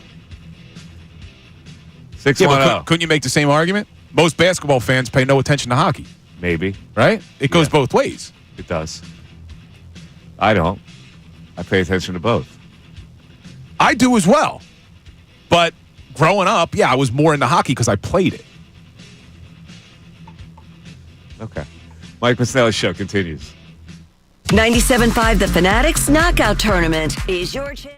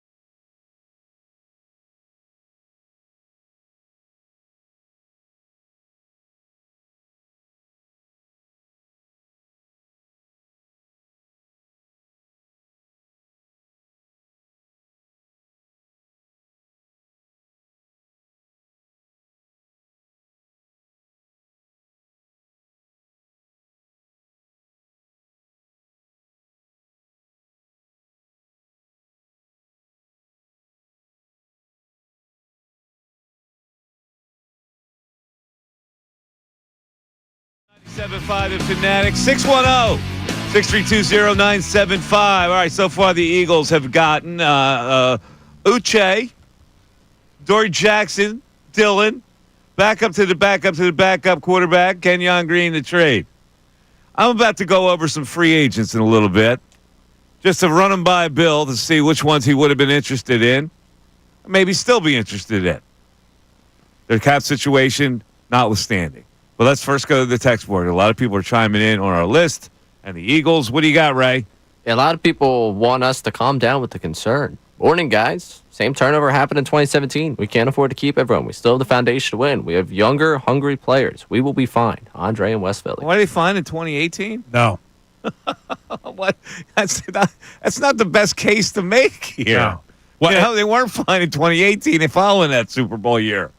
They weren't, and some of the criticism to Howie Roseman following that Super Bowl 52 victory was that maybe he was a little bit too nostalgic in bringing a lot of these guys back, and it set him back because I think 2018 they went 9-7, I think, and then they made a little bit of the late playoff push, and then the year after, in 2019 and 2020 is when things really started to fall off a little bit. 19, they went 9-7 again. Yeah, and then 2020, 6-10, I think. This is what I worry about. I worry about the edge. When you win a Super Bowl, the edge sometimes gets filed off unless you replenish. And so far, that's not a replenishment. All right, what else we got on tech? Just to clarify, Ray's correct. 4-11-1 in 2020. 4-11-1. Re-signing a lot, losing guys after the Super Bowl 52, trying to re-sign too many of the vets, put them on a downward spiral. So that is not a good example. All right. Keelan from Lancaster, personally, yes, I'm fine with this past season's success. So, yeah, Howie's bought himself some leash. You don't need to win every offseason to win the Super Bowl. We lost a bunch of role players, not starters. No one thought most of these guys would be on the roster this year because of Fangio's system. We could still repeat with the current roster. Easy. That's very optimistic. Again, that's being mollified by success, and that's fine. Everybody feels good. Everybody's confident that this team has a really good organization that will just contend. And I go, okay, it's slippery slope when you come back off a Super Bowl unless you replenish the right way. Yeah, it's not. Look, even if they brought everybody back, it wouldn't have been easy to repeat. I get you. So, but I don't know. I just don't know what else he could have necessarily done. All right, well, let me go over some. All right, and you tell let me me. hear some. Here are some free agents that are still out there that would have been available when they signed these other guys. You have any interest in Rasul Douglas? I actually do like Rasul Douglas. He's still available. Okay. Would you have signed Rasul Douglas over Adoree Jackson? Maybe. I think Rasul Douglas I would have felt more comfortable with competing with Keely Ringo than Adoree Jackson because I think Adoree, when you just look at their careers, I think Rasul Douglas is a better player. But maybe they saw something on film. They've obviously played Adoree Jackson twice a year over the last couple of years when he's in New York. So they see something they like. But all things equal, I probably would have taken Rasul Douglas over. Asante Samuel Jr. That's an interesting one. I think he's still available too, isn't he? He is. So there was a lot of high hopes for Asante Samuel when he got drafted. I don't know. He hasn't impressed me that much. He's still young. And it would really go with the Howie Roseman MO of taking a former high pick. He was taken in the second round. And obviously the connection with Asante Samuel. But I haven't been that impressed with him. I would say no. I'd rather roll with Keely and a proven veteran than Asante. Joseph Osai. Joseph Osai. The defensive end out of Nigeria? Is that who? That is correct. 5.5 sacks and 23 pressures last year for the Bengals. With the Bengals. I think he re-signed with the Bengals today, if I'm not mistaken. Well, he was available. Yeah, I think he re-signed. 25 years old. Yeah, young guy. I mean, of course, you need depth at the edge, but I don't know. I got to look to see what his contract Azeez was. Ojulari. He was a guy I thought that they would be interested in, and I think he is still available, right? Or did he sign with the Giants? Well, he is. Did he re-sign with the Giants? But they got Uche. They're not done. Okay, I'm just saying, these guys are available. Osai Ojulari was available. This is Darius Smith. 9 sacks, 38 pressures last year for the Lions. Well, he got traded mid-season. Did he get traded or released by the Browns? I can't remember. But he left Cleveland mid-season to go to the Detroit Lions. I would have liked him last year. He's older. Was he 32 now? Now we're comparing this to what they did with Uche. Okay, this is why I'm putting these names out there. Yeah, I would still be interested in Zadarius Smith because even though you signed Uche, you can't be done. You can't just go into a season with Hunt, Smith, Huff, and Uche. All right, so maybe they don't. Maybe this is what they did. This is all they could do via cap. Uche, what I'm saying to you is instead of Uche, these guys were available. Matthew Judon. I think Judon's done. How old is he now? 5.5 sacks last year. Yeah, he's 32. 33. Yeah, I wouldn't. He turns 33 in August, so he'll be 33 before the season. Okay. I would pass on Judon. Okay. I know he's a good player. He played in Atlanta last year? Yep. Yeah. He don't move the needle for me. All right. But a couple of those other guys did move the needle, and that's my point. Those guys were out there. They're still out there. I don't know that they're going to sign another guy. I think that they will. I think, though, I don't know if they're going to bring in, like, Judon's 32, going to be 33. Zadarius Smith, 32. I don't know if they're going to go that route. I would prefer to get a proven vet in that room because you got a lot of young. I mean, Nolan Smith's only entering his third year. Jalix Hunt entering his second year. Bryce Huff's a big question mark. We don't know what you have in Uche. So maybe you do go get a vet, but I think if they go with the way they've been doing it so far this offseason, they're going to try to go young, and they're going to take flyers on guys and hopefully hit a home run. All right. Here are the numbers you want to get in or text. 610-632-0975. On the other side, it appears Tiger Woods, unfortunately with the Achilles, but Tiger Woods apparently has been courting and squiring a new young lady around for the last couple of years, unbeknownst to a lot of people. I saw this. Well, reveal who that is after this. I saw. Fanatic Sports Update. Eagles added some depth. I'm Ray Dunn. This update is brought to you by Bradford White Water Heaters. When you need a new water heater, choose one that is built to be the best. Choose Bradford White. The Eagles signed quarterback Adoree Jackson, edge Josh Uche, and tight end Harrison Bryant yesterday as they try to reshape the roster in the wake of losing a number of players this week to free agency. Stays true to the plan, prioritizing the future, signing a number of bargain-level contracts, relying on some of the younger players on this team. Tim McManus of ESPN joined the best show ever earlier this week and dove into the Eagles' plan. I think that Roseman is going to be looking for guys who are on less expensive deals out there in free agency or by trade. You saw Kenyon Green as an example. And then there are some younger players on the roster that you're going to have to bank on, at least to a certain extent. We'll keep you updated with any other additions the Birds make. The 76ers will be in action again tonight against the Pacers at 7 o'clock at the Wells Fargo Center. You can hear the game right here on 97.5 The Fanatic. And last night, something you heard on The Fanatic, the Flyers winning 4-3 in a shootout over the Tampa Bay Lightning. Flyers play the Hurricanes Saturday at 7. This update's also brought to you by Mercedes-Benz. That feeling of owning your first Mercedes-Benz, hard to believe, but it's real. The leather stitchings, the iconic design, every element of Mercedes lives up to its reputation. See for yourself at your local dealer. I'm Ray Dunn, the home of the 76ers and the Flyers. 97.5 The Fanatic and 97.5thefanatic.com. Ricky Vitalico.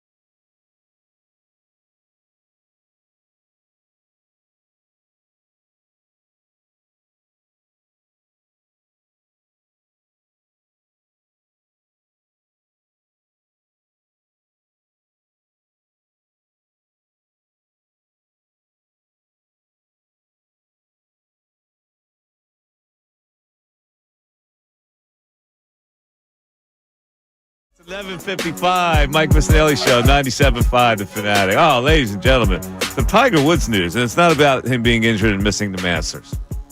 You know, it's funny, when this broke, like he tore his Achilles tendon, it puts his Masters in jeopardy.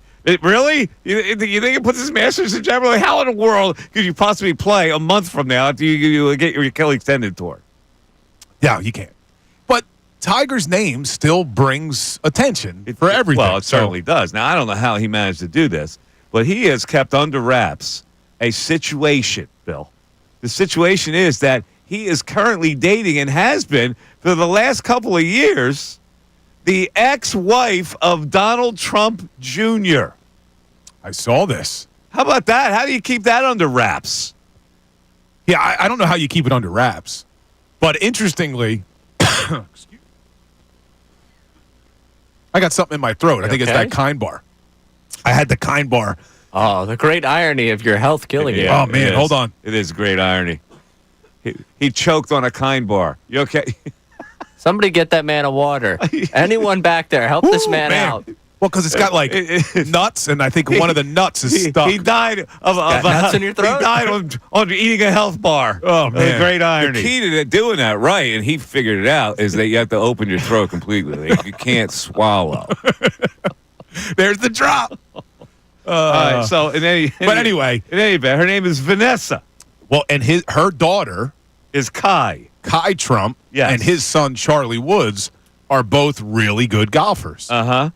She's supposed to be a stud. Yeah, but that's not where they met. 17-year-old daughter. They met apparently because Tiger takes his kids to the same school as Vanessa takes their kids. It's called the Benjamin School. Now, I did a little research on the Benjamin School. Looks like a private school, as you might think. I don't think he's sending her to public school, right? His kids or her kids. I wouldn't think. All right, so let's look at the Benjamin School here. The Benjamin School is in... Well, there's two. One's a grade school, and the other is the high school. The upper school is in Palm Beach Gardens, and the main address in the lower middle school is in North Palm Beach, Florida. All right. So, Bill, you have a young child. You have three young children. Correct. To send to the Benjamin School if you happen to wind up and move down there. How much? First of all, the preschool, half-day preschool now. Half-day tuition preschool. What do you think? 20 grand. From 8:10 to 11:45. $20K. Pretty close. 18,257 for preschool. What? Damn. All right. Right through the wad in there. Full day preschool. It's a mere 20. You get a bargain. 22,257. Now these are kids that aren't 5 yet.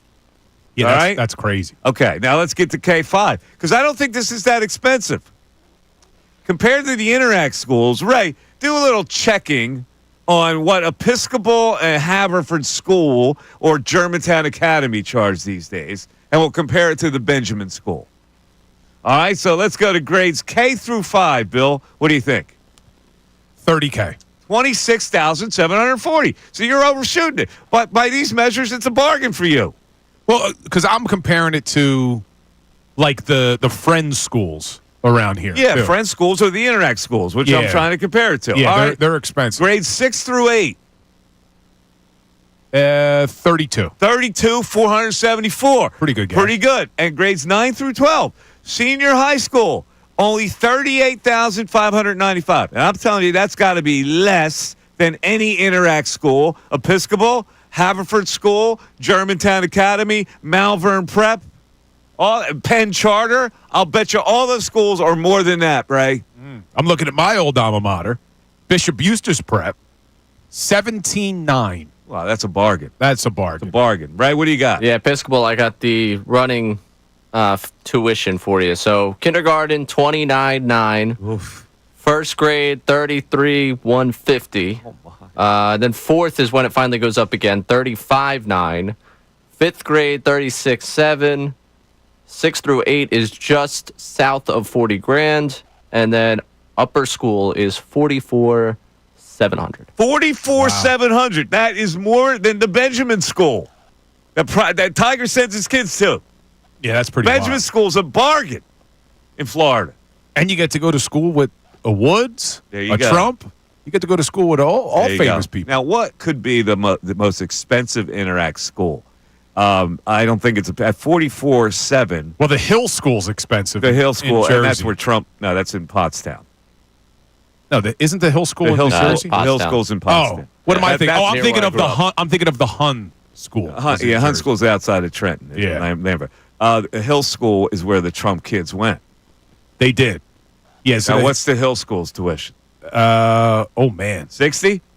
with boarding too. Well, if without they have boarding. to, okay, without boarding, day student tuition $53,380. 53,000. If they live there, All right, so- $78,300. The Hill School is first in the list. You're listening to the Mike Missanelli Show on 97.5 The Fanatic, WPEN HD1, Burlington, Philadelphia, Beasley Media Group station, and we broadcast from the Comcast Business Studios for Empowering Possibilities. I'm trying to figure out. All right, the Hill School's Pottstown, it's remote. The Yeah. school's around here. The Hun School's more than the Hill. What's the Hun School? The Hun School is 55.6, Oh my God, 55.6. and with boarding over 80. Can Haverford School, Germantown Academy beat those two? Haverford is 47.9. 47.9 for Haverford. That's more than Episcopal, but less than the Hill or the Hun. All right, let's move on to Haverford School. What do you got? It's our last chance to beat the Hill or Hun. What do we got? Haverford. I just read School. Haverford School to you guys. Oh, that was Haverford Yeah. School, 47.9? Yes. All right, what was Germantown Academy? That's what we're working on right now. Let's All right. see. Tuition and fees GA. for GA. 44,300 for high school. Relative bargain. All right, there's one other school I need you to try. Friends Central. Right there on City Line Avenue, right down the street. It's where DeAndre Hunter went of the Cleveland Cavaliers. Man, they're really burying this tuition. 46,000 for 46 for Friends Central? grades 11 through 12. All right. Only 45 if you're a sophomore. All right, 46,000. So nice. we're It's a still steal. in the same ballpark. So it looks like the Hun School at 55,006 wins it. With Hill second at 53,000. Now, let me just say that when you go to those schools, the next step has to be a major academic college. Like if you're a parent and you pay that kind of money, you paid at least $300,000 to educate your kids in a private high school. You can't then go to Penn State or Temple. We gotta go or Ivy. you got to go Ivy or somewhere like Ivy Or like Gettysburg. or Duke or Stanford or University of Chicago. University of Chicago. Tufts. Right. Is Tufts a good school? Yeah, Tufts is a good school. Yeah, I think you You learn to be Tufts there. Yeah, you're probably correct. But I think if you have this kind of got old to send your kid, you probably have some pull too to get them into the Ivy School. The Scott Hole. Don't you think, Ray? It's like I used to. My friend Rich Hoffman went to Penn. I think his Yeah. son Rich does too, or did. Rich Hoffman, who works for, he used to work for the Athletic. Well, anyway, Rich Hoffman Sr. was a contemporary of mine in the newspaper business. Went to Penn, became a sports writer. Yeah, it's all about what makes you happy. You go to Penn, you be a sports writer. Whatever makes you happy, dude. All right, I guess it is. It's not all about money. You're an example of that. We got to do the news at noon, but I think we'll have to do that coming up. But Rich Hoffman went to Fordham. while we have a couple Rich minutes, Jr. went to Junior, Fordham. Fordham. Okay, all right. while we have a couple minutes, I just said Scott Ole, Yeah. and it reminded me, how was Sebastian Maniscalco last night? Smash Match Scotco was good. I'll talk about it after this. It's time for the news at noon. There's a whole lot going on in this world. It's time to catch up. Here's the news at noon. 97.5 The Fanatic and 97.5thefanatic.com. Ray Dunn, your first story is priceless. I was aware of this. It's mind-boggling. But in any event, here's Ray Dunn with the news at noon with story one about Mavericks owner Patrick Dumont. I am starting a petition. Not allowed to celebrate St. Patrick's Day. All right? Not allowed. He is not a Patrick we're celebrating on St. Patrick's Day. This man tried to explain the Luka Doncic trade. It makes even less sense when he tries to explain it. Listen to him just blabber on in front of what I guess was a night out for people. I don't know why anyone would pay any money to see this man speak. But here he is trying to explain the Doncic trade. And looking at all the factors of a decision and being willing to act at that time. and look to the long term and not only think about the short term or how it may be received immediately, but to think about the long-term benefits and what it may allow you to achieve if given all the right considerations. And I think for us, going into the trade deadline last year, we were not competitive. If you recall, we were not a playoff-bound team. And we were able to do some things to reconstruct the roster and enable the team to become very competitive. And after the trade deadline last year, we actually had the best record in basketball, which was a big accomplishment. And we got to the championship games and we didn't win. And so we had to decide, how do we get better? What can we do to improve our team? And so we looked at our trajectory during the season and realized that we did not get better. But the teams that we competed against, some of which we beat, did get better. And ultimately, when you look at the Eastern Conference, after we were to get through the Western Conference, if we're so fortunate, you would have to beat some very formidable teams, including one that we lost to, which actually got better. So this was a decision about the future. If you look at our roster today and who we have, we feel like we position ourselves to be incredibly competitive against the best teams in the NBA. Yeah, well, that's a flimsy rationale to, I don't even know what he's talking about. You got there and didn't win. And you didn't win because you weren't as good as that team you played in the finals. But wouldn't it make sense to add to your best player rather than trade your best player? Yeah, didn't they get there because Luka dragged them there? If you got close, it would seem that, you take Daryl Morey rationale. Let's add to Joel. Well, that didn't work out quite like I thought. But you know what I'm talking about here. It doesn't make any sense. So there was... that Luka thing, they just didn't trust the fact that he didn't stay in shape and thought the disaster was going to happen. And I guess you can't say that. But to say that, you're not talking to idiots. When you got press people that are asking you questions, like, you're not talking to idiots. Don't assume they're idiots because your explanation comes out foolish. Also runs counter to Nico Harrison's explanation of win now. Yeah. One was saying win now, one saying building for the future. Yeah. I'm very curious what future you see with a pair of 32-year-old stars that both right now are hurt. You're right, and we don't know how it's going to trade. If they come back healthy next year, maybe the Mavericks will be good. Who knows? But time will tell. All right, moving on.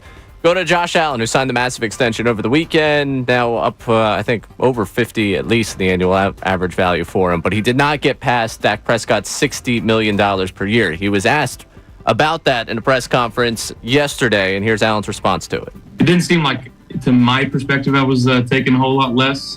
But when the way that I make sense of it, when you start getting these fairly big numbers throughout the entire league, it's weird to say this, but what's five more going to do for my life that I can't already do right now, right? So it's not that crazy to me, right? Like, I live a pretty good life, got a house, got a car, we're good, but I wasn't looking to absolutely kill them at every chance that I could. And I told my agent that I was like, hey, if this has any impact on the pack, or impact on the cap, I should say, let's figure out a way to not do that.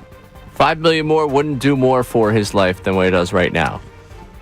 Yeah, but you also got to take what he's saying with a grain of salt. Like, he's trying to act like he's this nice, generous teammate, right? He signed a $330 million deal. So, yes, the annual is less than Dak, but Dak's total value was $240. Josh Allen's total value is $330 million.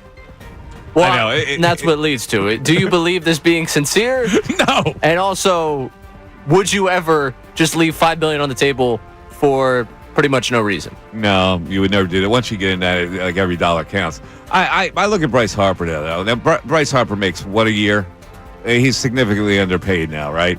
But I go, you make $30 million a year, right? Like, yeah. What more do you need? But it is all relative, I guess.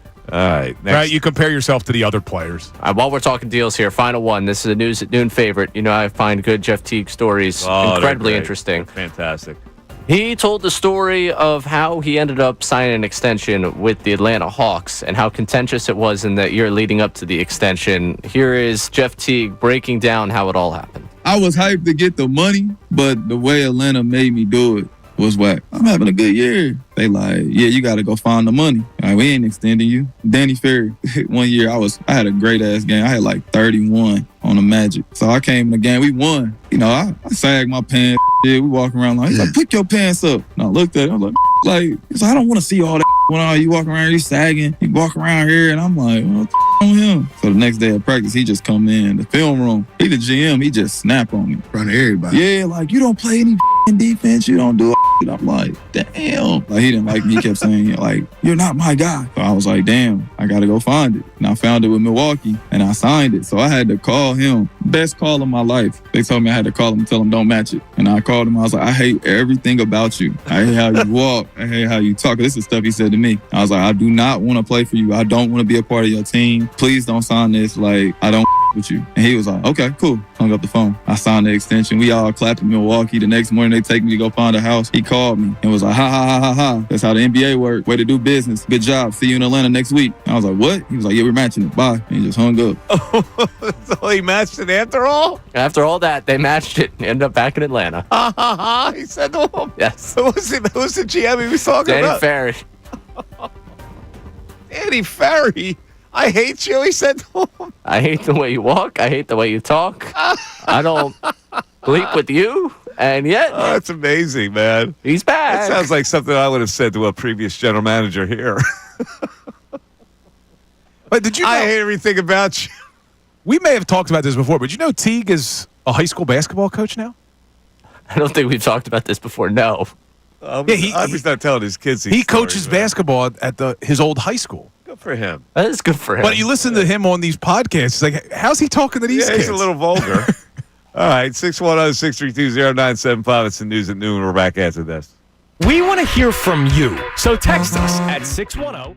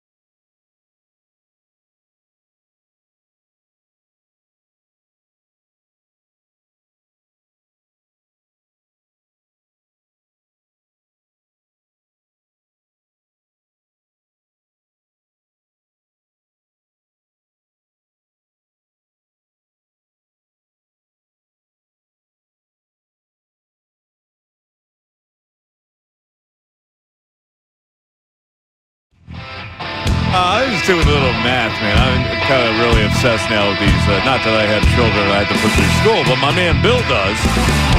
And Bill, I'm curious to know whether you have decided to go to the private school route or are you going to go pub? So I did both. I was a public school kid up until high school. Then I went to Bishop Eustace. And there's benefits to both. Where'd you go? Cherry Hill East or West? Nah, I was in Glendora growing up. So I went to Glendora to start. And then we moved out to Ariel area, like Sicklerville. So I went to those schools. I only moved to Cherry Hill recently when with my wife. Okay. But my two older kids, my 6-year-old and my 10-year-old, they do go to a private school. Okay. So let's just play with that concept here. If you send your kid to a private school at these prices, you're going to spend at the end of the when they graduate about $400,000. Yeah, it's wild. Now that's before you even get to college. Yeah. Now, if you're going to go to a good school, you're going to pay $50,000 times 4.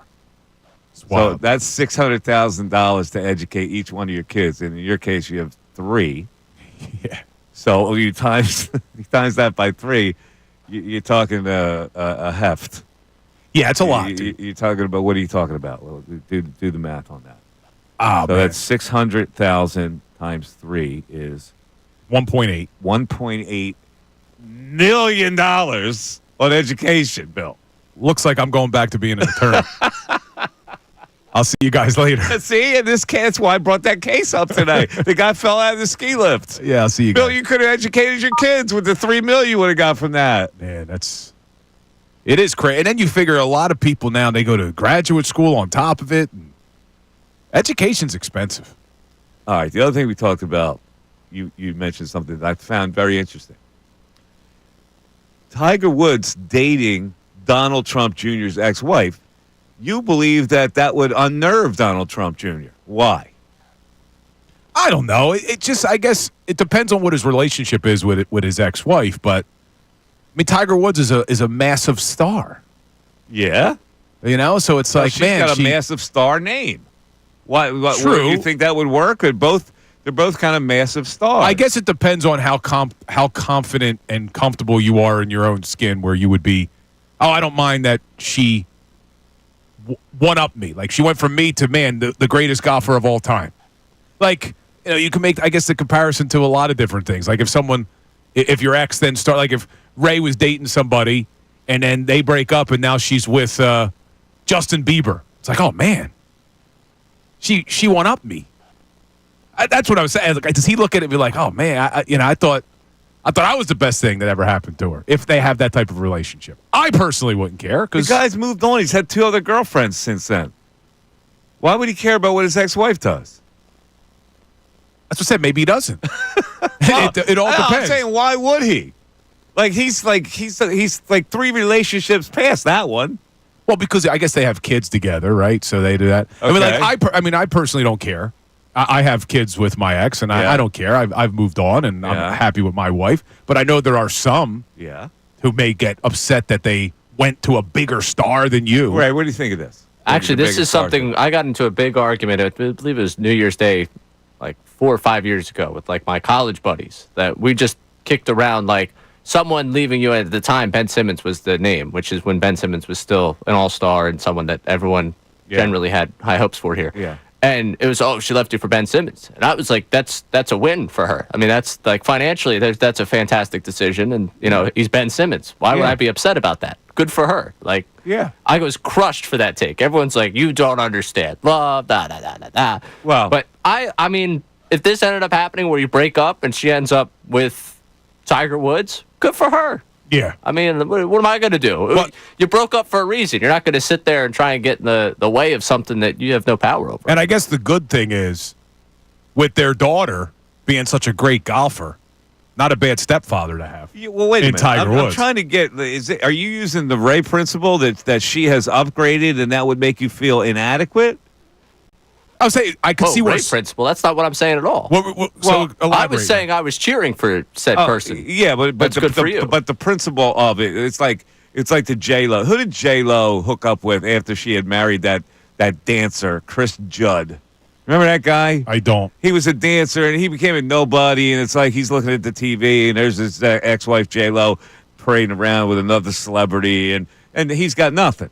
But the Trump name, and he's obviously got something. So why would he care that his ex-wife is with Tiger? Yeah, maybe they wouldn't. All right. What do you think the new girl? Her name's Tiffany. What's her name? Is it Tiffany? Does Tiffany call him Tiger, or does she call him by his first name? It's like you don't call Magic Johnson Magic if you know him. You call him what's his real name? Irving. Call him Irvin. You call him Tiger Eldrick? Are you calling Tiger Tiger? Is he, or if you are with him in that situation, do you call him by his real name? Maybe they do you call him L? Maybe they have a cuter nickname for each other. You don't call him Tiger. Would that be awkward? To call him Tiger? You're with the guy, like you're in a relationship with the guy, you call him Tiger? Like that's what the world knows him as. Yeah, but that's kind of become his name. Yeah, I guess he calls himself Tiger too. Yeah. When he misses a big shot. Oh, come on. No, he calls himself Woody. Did you hear him when he hits an errant shot? Come on, Woody. Mike Missanelli Show continues after this. Fanatic Sports Update. Eagles add some depth.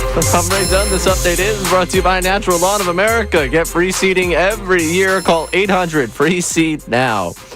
The Eagles signed quarterback Adoree Jackson, edge Josh Ushue, and tight end Harrison Bryant yesterday as they try to reshape the roster in the wake of losing a number of players this week to free agency. This stays true to the plan, prioritizing the future, signing a number of bargain-level contracts, relying on some of the younger players on this team. Tim McMahon's of ESPN joined the best show ever earlier this week and dove into the Eagles' plan. I think that Roseman is going to be looking for guys who are on less expensive deals out there in free agency or by trade. You saw Kenyon Green as an example. And then there are some younger players on the roster that you're going to have to bank on, at least to a certain extent.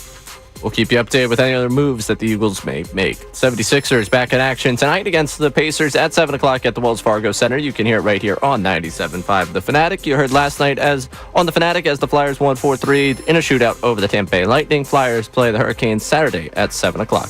This update is also brought to you by the New Jersey Division of Highway Traffic Safety. Did you know that driving under the influence of marijuana is illegal? Drive high, get a DUI. A message from the New Jersey Division of Highway Traffic Safety. I'm Ray Dunn on the home of the 76ers and the Flyers. 97.5 The Fanatic and 97.5thefanatic.com. Sean.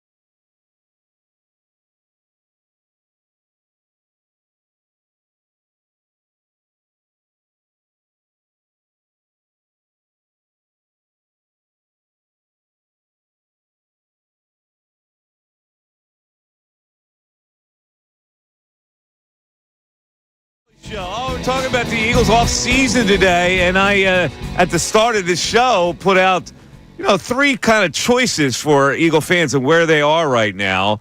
Listen, let's face it, they haven't really hit a home run in this free agency period. They got a guy in a trade that may or may not be a starting right guard. They got a rotation player on the end who really hasn't done anything lately in Uche. They got a Dory Jackson, a veteran corner who hasn't lit the world on fire. They got A.J. Dillon as a backup running back. He had a neck injury, missed the whole year last year. And they got a backup third-string quarterback in Dorian Thompson. What's his full name? I mean, he started a couple games for the Browns. I actually thought he started to play well early in the year. It's Dorian Thompson Robinson. Dorian Thompson Robinson. Affectionately known as DTR. Oh, that's what they call him, DTR? Yeah. Dorian Thompson Robinson, DTR. So that's who they got. So I'm thinking that there are three stages of Eagle fans right now.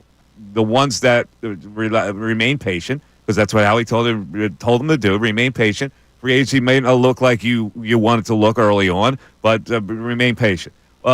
B, you're mollified by the success to the point where you go, you know what, they're going to figure it out. We believe in this team. They're so good. They're going to be a contender. Or, let's face it, the offseason wasn't good enough.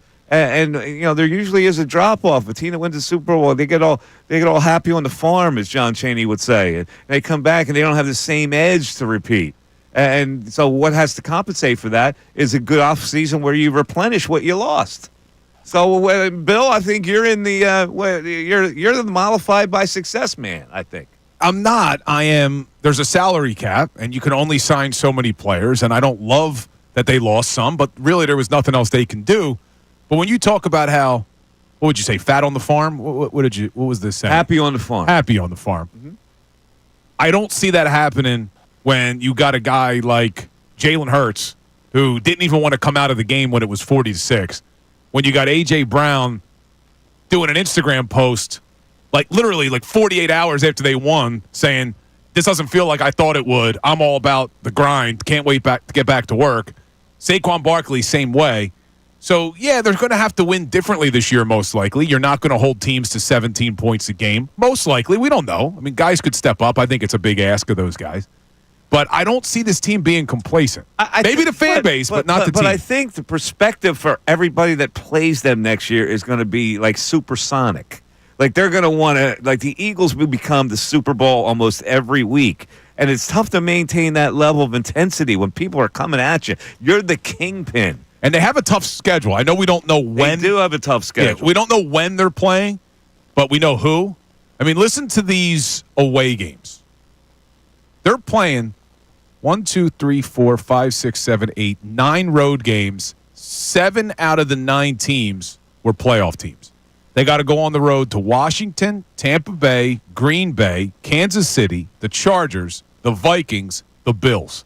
And then they also play the Giants and the Cowboys on the road as well. That's a tough road schedule. It is a tough road schedule, and this is why it's one of the reasons I see a drop-off. Besides that, defensive coordinators are studying and studying and studying, and offensive coordinators studying and studying and studying what the Eagles did to them last year. And you bet your boots they're going to be a little more ready. Bet your bottom dollar. And you also bet got your boots. Where did that come from? I don't know. That's an old school saying. Bet your boots. And in addition to those road games, 4 out of the 7 teams they play at home were playoff teams. You got the Commanders. They're playing the Lions at home. They're playing the Broncos at home. And they're playing the Rams at home. So you're right. But when we talk about a step back, to me, it's okay, they don't win 14 games. Maybe they win 11 or 12. They don't have the number 1 defense. Maybe they're middle of the pack. But they're still going to have a very good offense. They're still going to have Jalen Hurts and A.J. Brown and Devontae Smith and Saquon Barkley and that offensive line, even without Mekhi Becton.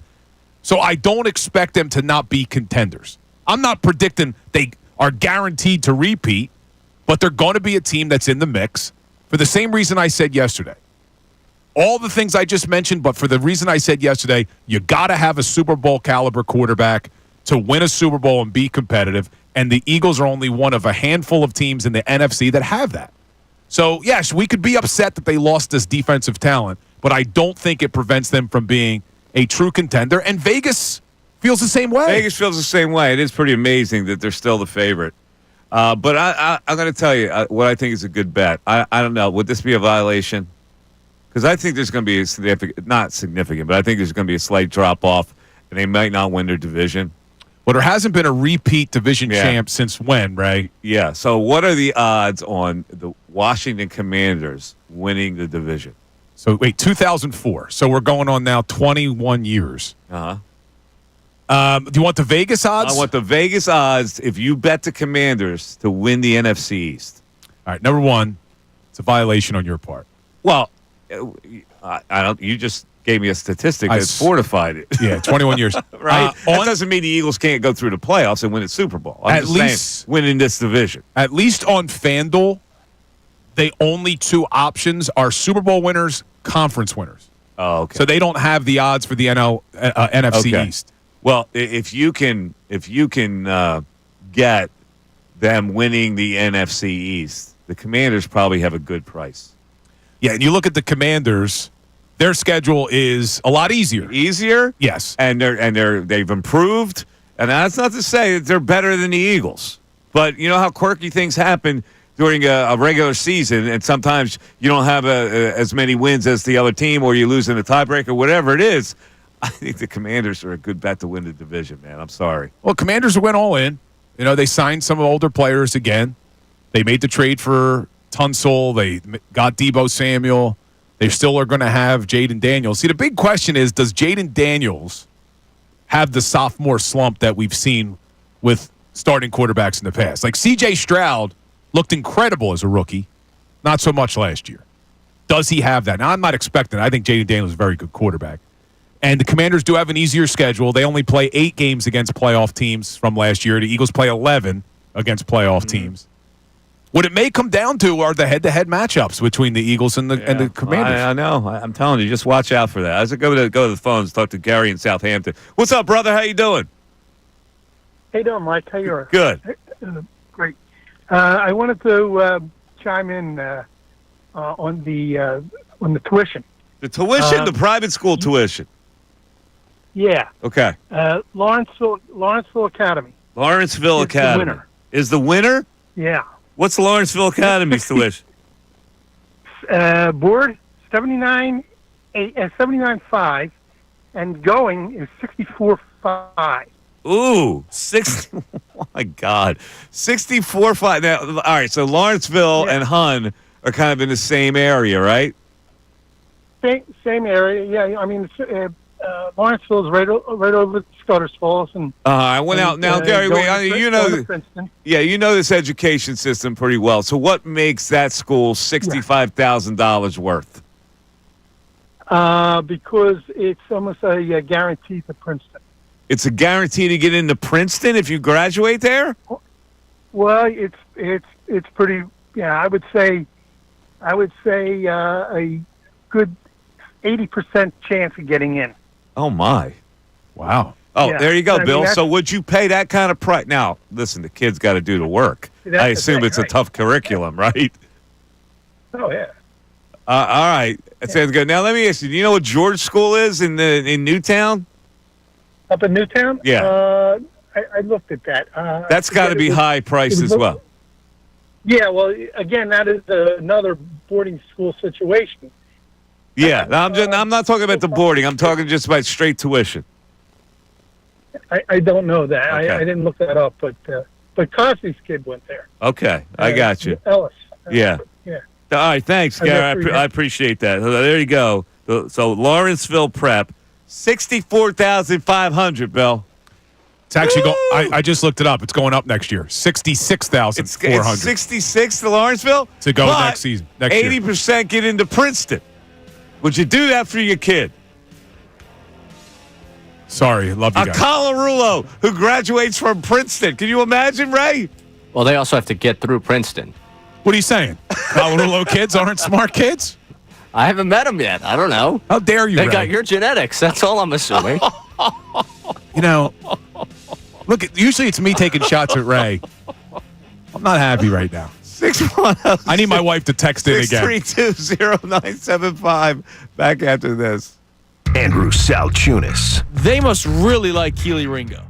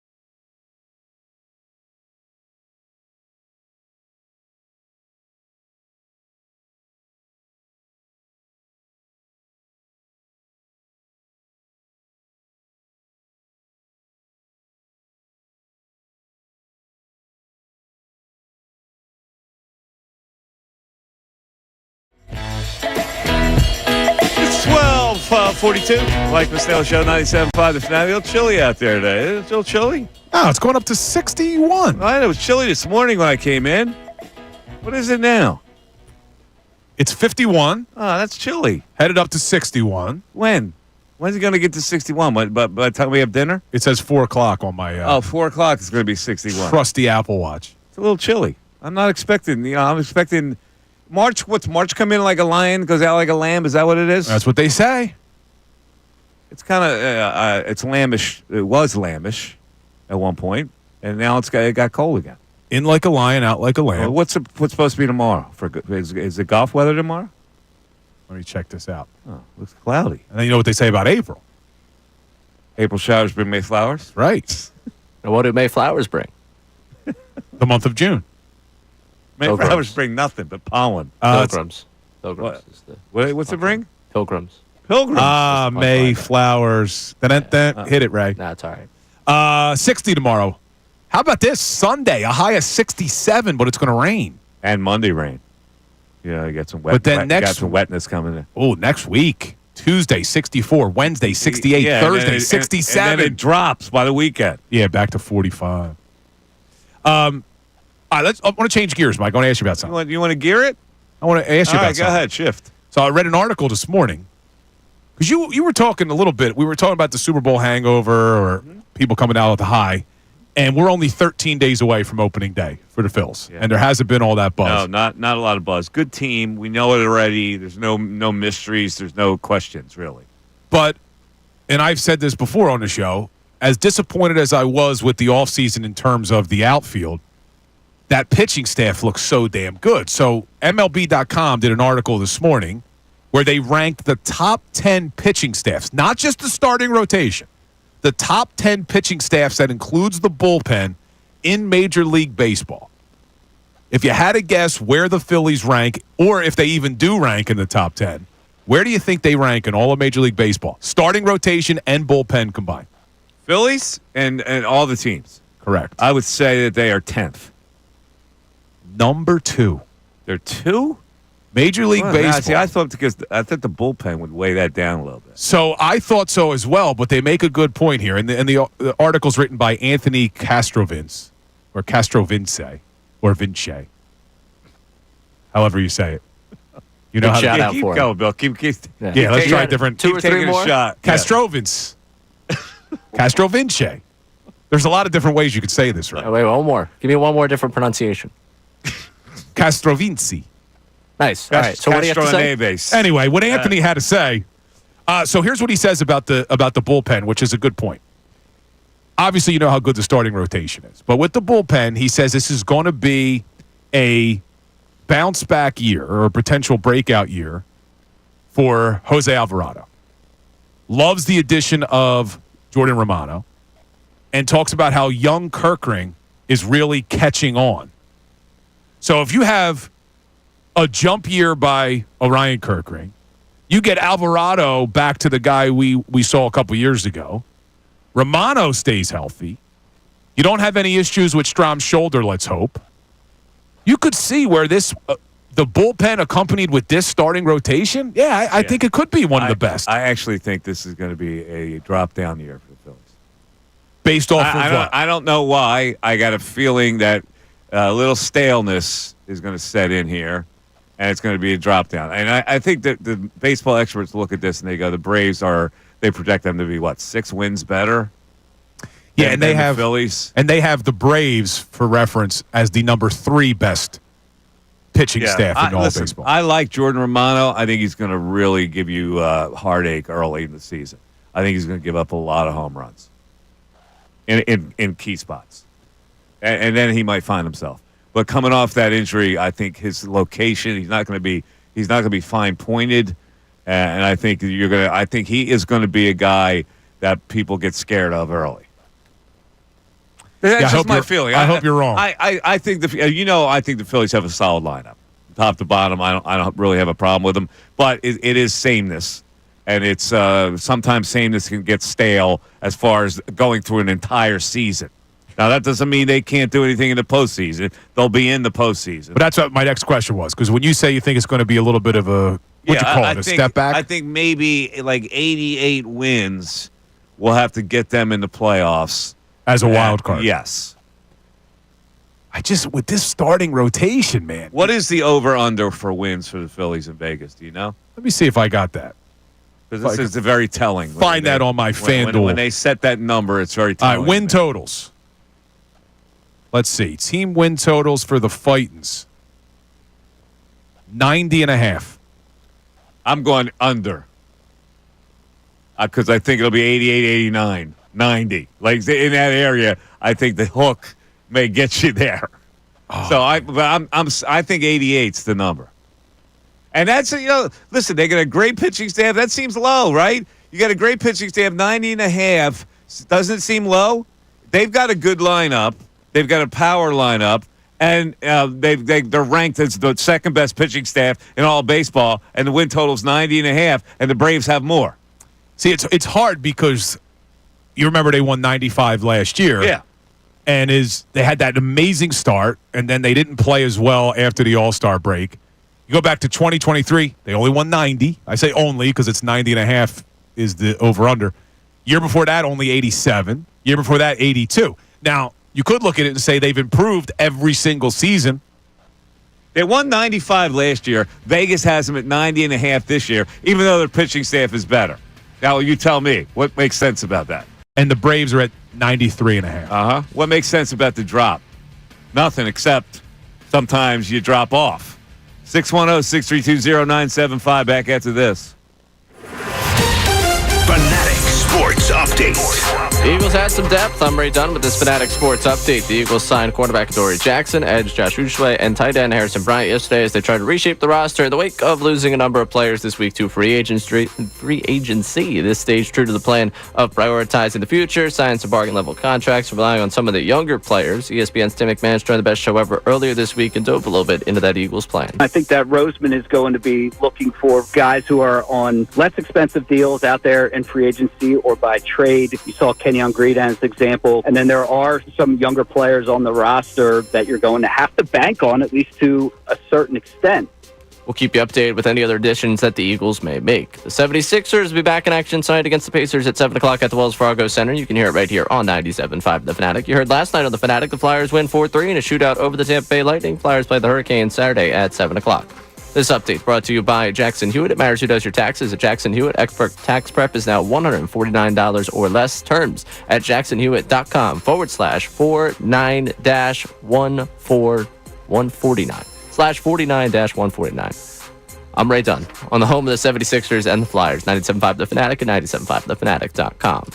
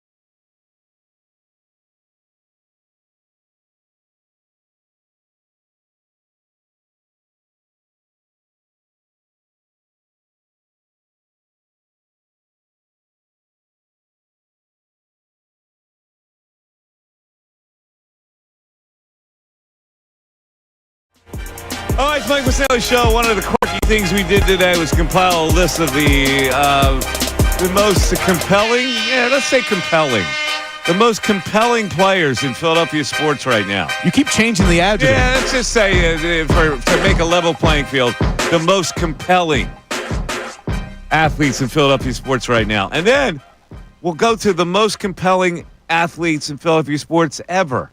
How about that in the 1 o'clock hour? The most compelling athlete ever? Ever. The most compelling athletes. A list of 10. Are current athletes eliminated from No, contention? they're not eliminated. So let's go with, first of all, the most compelling currently. And your list and my list are different. My most compelling right now, Hurts. No. You changed the adjective. Because originally it was most... Stop it. It's the same thing. It's not.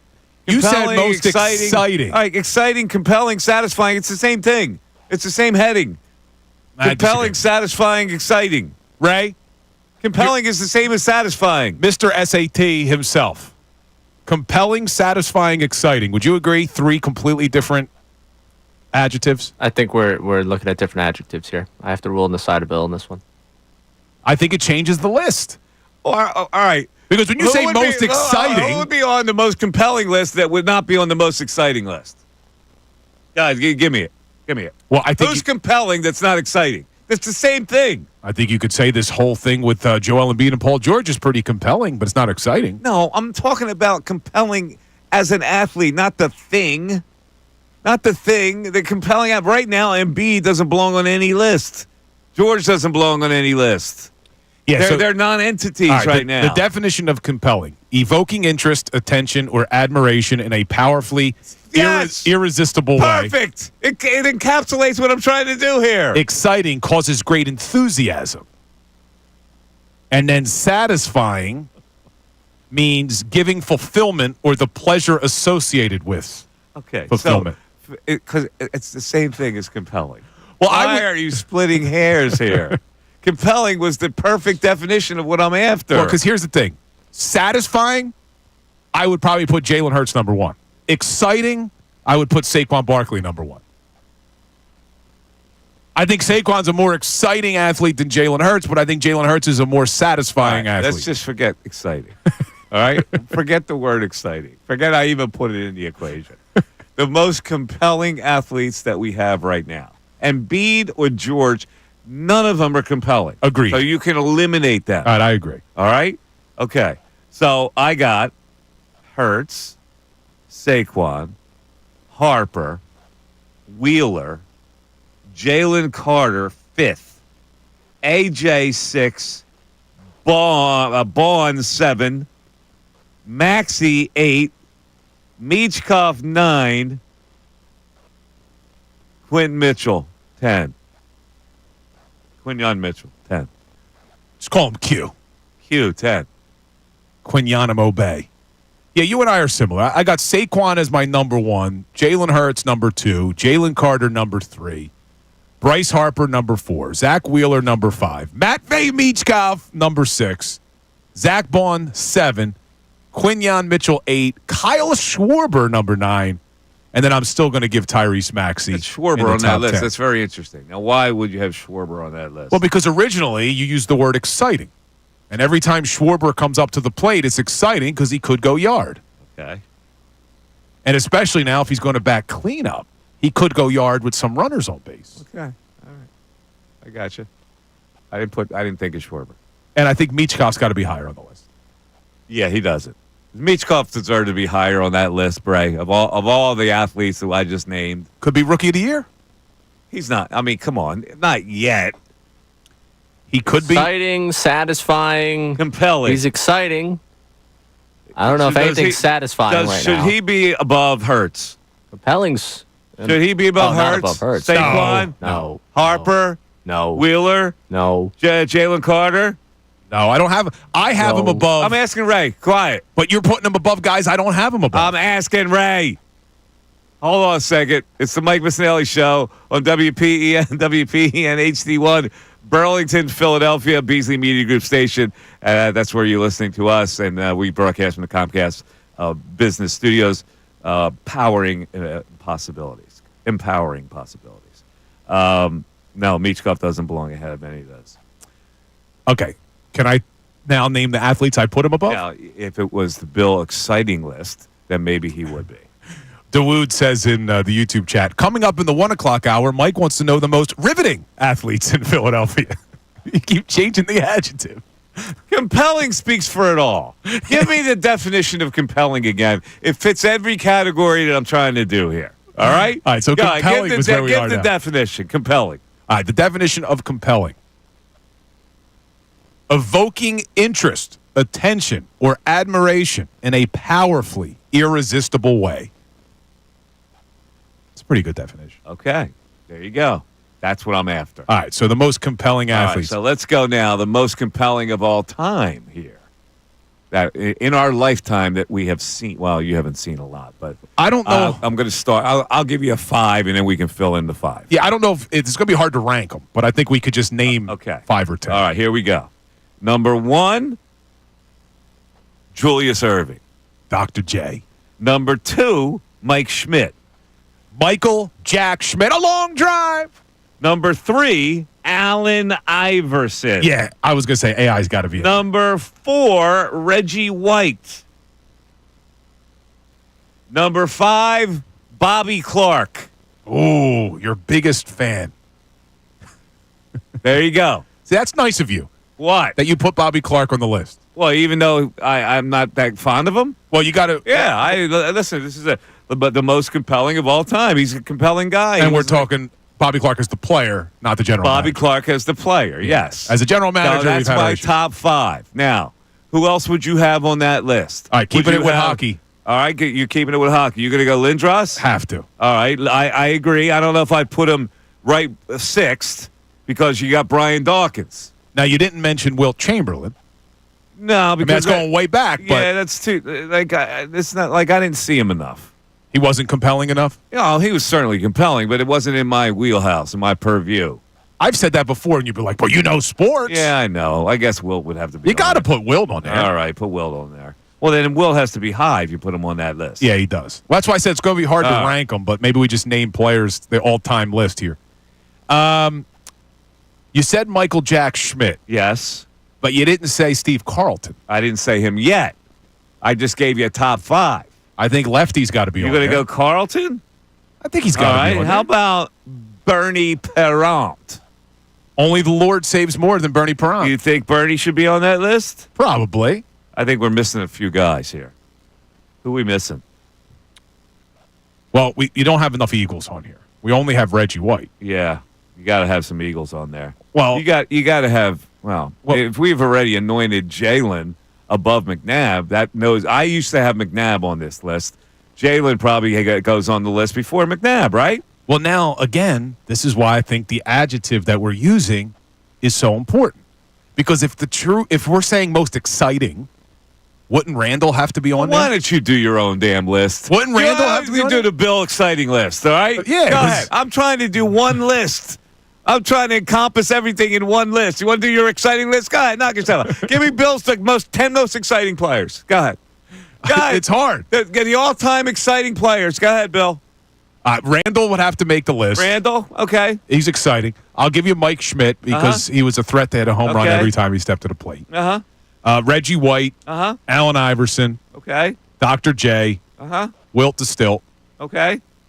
It's the same list as compelling. It is. Eric Lindros. Who am I missing here? There's people we're missing. Like, you see, Saquon only did it for a year. But, man, I've never seen a running back as exciting as Saquon Barkley was on this the year. list. You can put him on the list. He's the best running back of all time, right? That's pretty significant. But, Westbrook was exciting. LaShawn McCoy was exciting. This is a tough list, man. I don't know. This is tough. I need more than just Ricky Pitalico. Put him on the list. Most compelling. All-star. That's right. All-star. There he is. Flexing.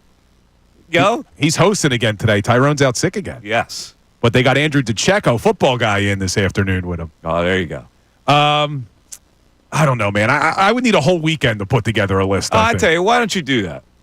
That's my homework assignment. Why don't you do it this weekend? The Bill list: compelling, exciting, best, worst. Go ahead.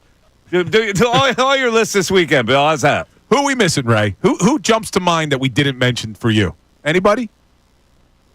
Yeah, I mean, there's a lot of them. Go ahead. Probably, I'd guess, Kerry Williams, Jerome Williams, Michael Carter Williams, Kenny. Nick Williams. This is the worst. This is the Williams list. Tony Roten. This is the worst. Henry Sims. That's awesome. He's got the Williamses in there. Every Williams is right. Luke, did you put Luke in there? Oh, I forgot Luke Williams. That's a good all one. Right, give me the Williams list again. Go ahead. All right. Let's see. Where we go? Jerome Williams was on there. Nick Williams. Wait. Jerome Williams play here? Yeah, the starting pitcher, right? He had a cup of coffee here. I was thinking of the basketball player, Jerome Williams. I'm thinking of Jerome Williams. Jerome Williams was a pitcher for the Phillies? Yeah. I don't recall him. 2014 and 15, yeah. All right, so you got Jerome Williams. Did he start opening day 2015? I want to say he was. Michael Carter Williams. Obviously, Michael Carter Williams. Nick Williams. Nick Williams. Milton Williams is probably the best Williams. Kerry Williams. Who? Who's Kerry Williams? Wasn't he the defensive back, 26? That stunk? Oh, Kerry Williams. Yeah. The Kerry? He wasn't terrible, but he wasn't as good. Bradley Fletcher was the one that was on the other side of him. Right? Yeah, Kerry Williams was okay. He came here from Baltimore, if I'm not mistaken. Nick Williams was the left-handed outfielder? Yeah. Mm-hmm. That they got in the Cole Hamels trade? Mm-hmm. Yep. Yeah. He stunk. He couldn't play. Nicky Dubs. He was the first one to hate Kapler. So you could say he was kind of a revolutionary for this group. But Philly fans used to call, I think Nick Williams ought to get more playing time. He's really good. Nicky Dubs, they just gave him more of an opportunity. He'd still be here. Nicky Dubs.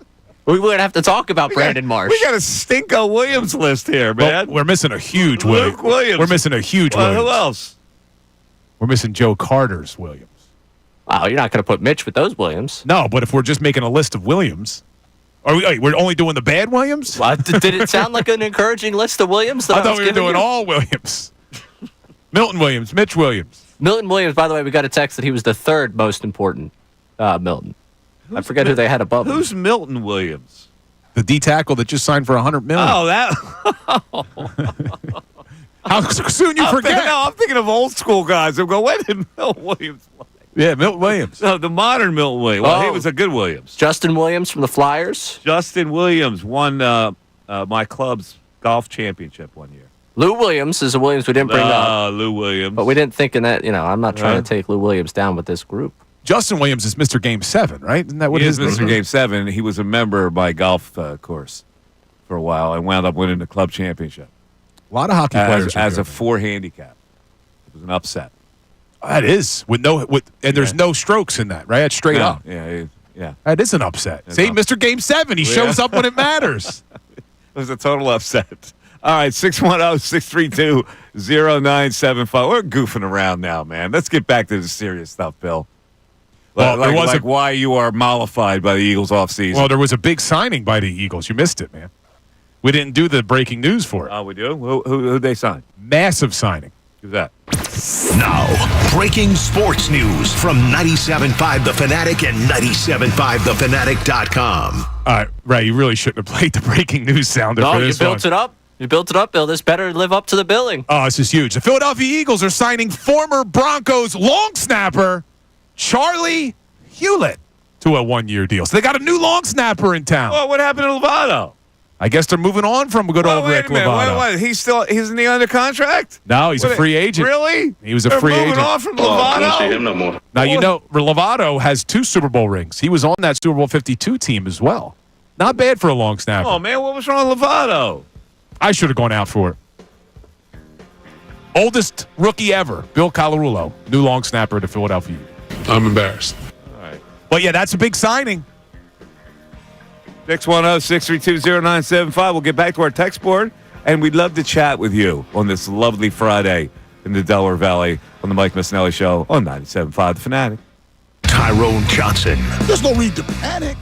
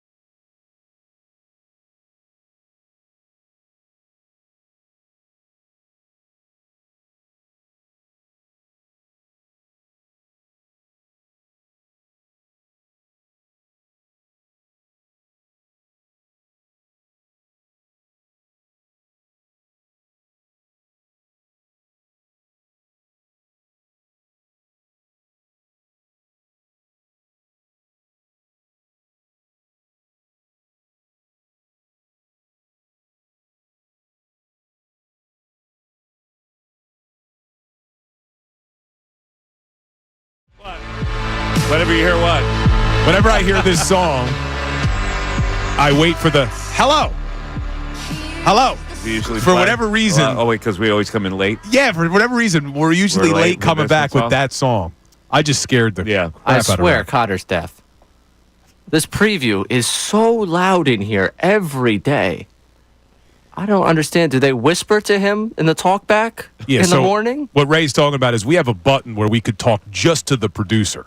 And I just did that, and Ray jumped out of his chair. Yeah. I mean, I was like Kramer seeing the red in the room the way I jumped. The chicken place across the street. 610-632-0975. Let's look at our text board, Ray. I know we got a lot of people calling. When we do lists like this, a lot of people chime in. Yeah, so people are having some fun with the Williams, which is where we got some of the late additions. But for the exciting conversation or the compelling, Roy Halladay, Charles Barkley, Deshaun Jackson, Terrell Owens, Ryan Howard, all submissions from our text line. These are old school ones that have found the most, not the current ones, right? Yeah, I guess Charles has to be on it. Right? Yeah, and I think Deshaun Jackson, we talk about exciting. Well, that's the exciting category. Yeah, for sure. That's not the overall, though. Like, if you came up with a list of the overall, just say the overall best players. That's hard. It is? I think so. The overall best players, I don't know is that difficult. You got Will, let's just say with basketball. Wilt, Doc, AI, Barkley. Right? Is there anybody else? That's like the four. Wilt, Doc, AI, Barkley. Now, let's go with the Eagles. Reggie, Dawkins. Would you go Saquon? Recency bias would say yes. All right, Reggie, Dawkins, Saquon, Bergie. If you go old school, Ben Derek. Oh, it's Bednarik. hard. Chuck Ben Derek. What'd I say? Bednarik. It's B-E-D-N-A. It's not Ben Derek. It's Bednarik. B-E-D-N-A-R-I-K. Yeah, you said Ben Derek. I'm not hearing the difference. No, actually, keep going. This is a good back and Hold forth. a Here. second. You pronounce it, Mike. Then you pronounce it, Bill. Mike, you pronounce it, then Bill. Bednarik. Chuck Ben Derek. You keep saying Ben Derek. Chuck Ben Derek. It's not Ben Derek. It's B-E-D-N-A-R-I-K. Okay, say it. Bed. Nair. Narek. Ick. What am I saying? I'm saying bend. Ben Derek. You're saying Ben Derek. Ray, help me out here. Oh, no, I'm hearing it, but I just want to keep hearing it. Go Chuck ahead, Ben Derek. I'm very amused. Chuck Ben Derek. You're saying All right, Ben Derek. wait. Let me do it with him. Let me see. All right. Bed Narek. Chuck Ben Narek. Wait. Let's No, break I like down. Ben Derek better. Bed Nair Ick. Ick. Bed Narek. There you go. Chuck Ben Derek. I'm not going to be able to change. I've been saying it like that forever. I know it's spelled. I know how it looks. Anyway, listen, you know what I just did? I just asked ChatGPT. I combined two things we were talking about. Yeah. And I asked ChatGPT, who was the most exciting Philadelphia athlete of all time to have the last name Williams? Kind of combined. Yeah. Who do you think ChatGPT said the most exciting athlete of all time with the last name Williams was? I don't know. Ooh, all these Williams aren't really good. A 76er. Lou Williams? No. There's another Williams? It says Michael Carter? It says Reggie Williams, who played for the 76ers in the 1980s, was known for his high-flying athleticism and dynamic scoring ability. Reggie Williams, the guy from Georgetown? That's what it's saying. How long did Reggie Williams play here as a Sixer? I don't know. This is with ChatGPT. He was an important player during the 1983-84 season when the team reached the Eastern Conference Finals. Reggie Williams? They're saying he's the most exciting Philadelphia athlete of all time with the last name Williams. Clearly never saw Jerome Williams pitch.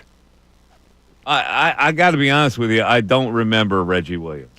Reggie Williams did go to Georgetown, so that's a good memory on your part. That's not the Williams they're talking about. No, that's right. Reggie Williams went to Georgetown. Who's the Reggie Williams that played on the 83 Sixers? Yeah, that's not the Reggie Williams. That's not Reggie Williams from Georgetown. Did they make this up? I don't know. I don't know who this Reggie Williams is that you're talking about.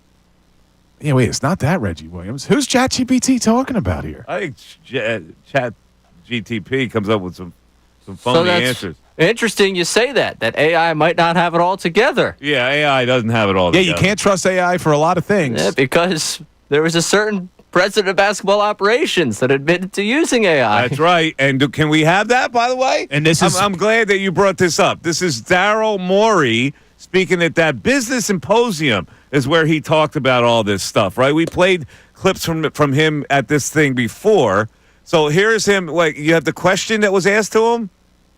Yes. And the answer? All right, this is the question and the answer to Daryl Morey admitting to using AI. When you're making a decision, are you asking an LLM for their input? Two answers there. We absolutely use models as a vote in any decision, and how much of that decision depends on, how much the assumptions behind those models don't change, and their past success rate. So if you have a highly successful model for picking draft picks, then the models get a lot of weight in those decisions. Okay, how do you feel about that, Bill? So I'm sure that every NBA team, or majority of them, is using some sort of artificial intelligence or analytics or whatever. But for Morey to admit it now, like this is what bothers me about Daryl Morey. It's the same thing what he did the other day when we had that soundbite of him saying, anger fuels Sixers fans. It's like the lack of self-awareness. Sixers fans don't want to hear right now that you're using some sort of artificial intelligence technology to try to find players when you missed on almost every single decision you made this offseason. It's just the timing of it's bad. Like, I'm sure they're doing it, but the timing of it's bad. And not to mention, we just proved that artificial intelligence can be wrong. Because I think Reggie Williams, it looks like they're talking about Reggie Jackson. There's no... Wait, they said 83 Sixers. Yeah, well, not Reggie. Wait, who would they be talking about? I'm trying to find a Sixer. I just looked at the rosters, 82, 83, and 83, 84. There is a Williams, but it's Sam Williams, who was a power forward who wasn't exciting at all. There was no Reggie Williams. And no Reggie listed. Jackson. No. All right, so I have no idea who artificial intelligence is talking about as Reggie Williams then. So there you go, Darryl. Pat Williams was the general manager. There's no Reggie Williams. So, yeah, the problem with artificial intelligence is sometimes they make things up. Wow, there you go. All right. 610-632-0975 back after this. Fanatic Sports Update. The Eagles had depth. I'm Ray Dunn with this Fanatic Sports Update. The Eagles signed quarterback Adoree Jackson, edge Josh Uche, and tight end Harrison Bryant yesterday to reshape the roster in the wake of losing a number of players this week to free agency. This stays true to the plan, prioritizing the future, signed a number of bargain-level contracts, relying on some of the younger players. ESPN's Tim McManus ran the best show ever earlier this week and dove into a little bit of the Eagles' plan. I think that Roseman is going to be looking for guys who are on less expensive deals out there in free agency or by trade. You saw Kenyon Greedon's example. And then there are some younger players on the roster that you're going to have to bank on, at least to a certain extent.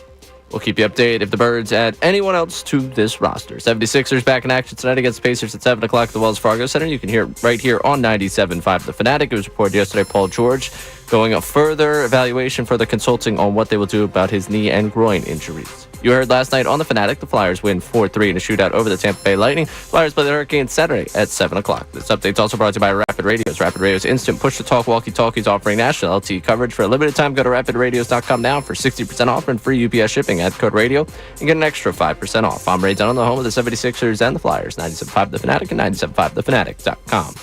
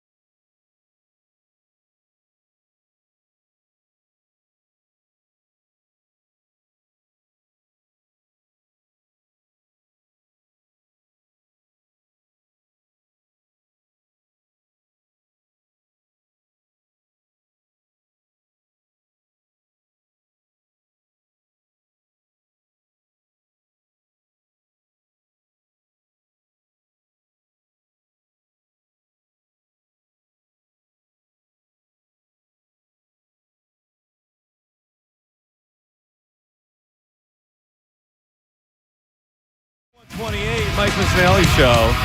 At GPT, I don't use it, but a lot of people do.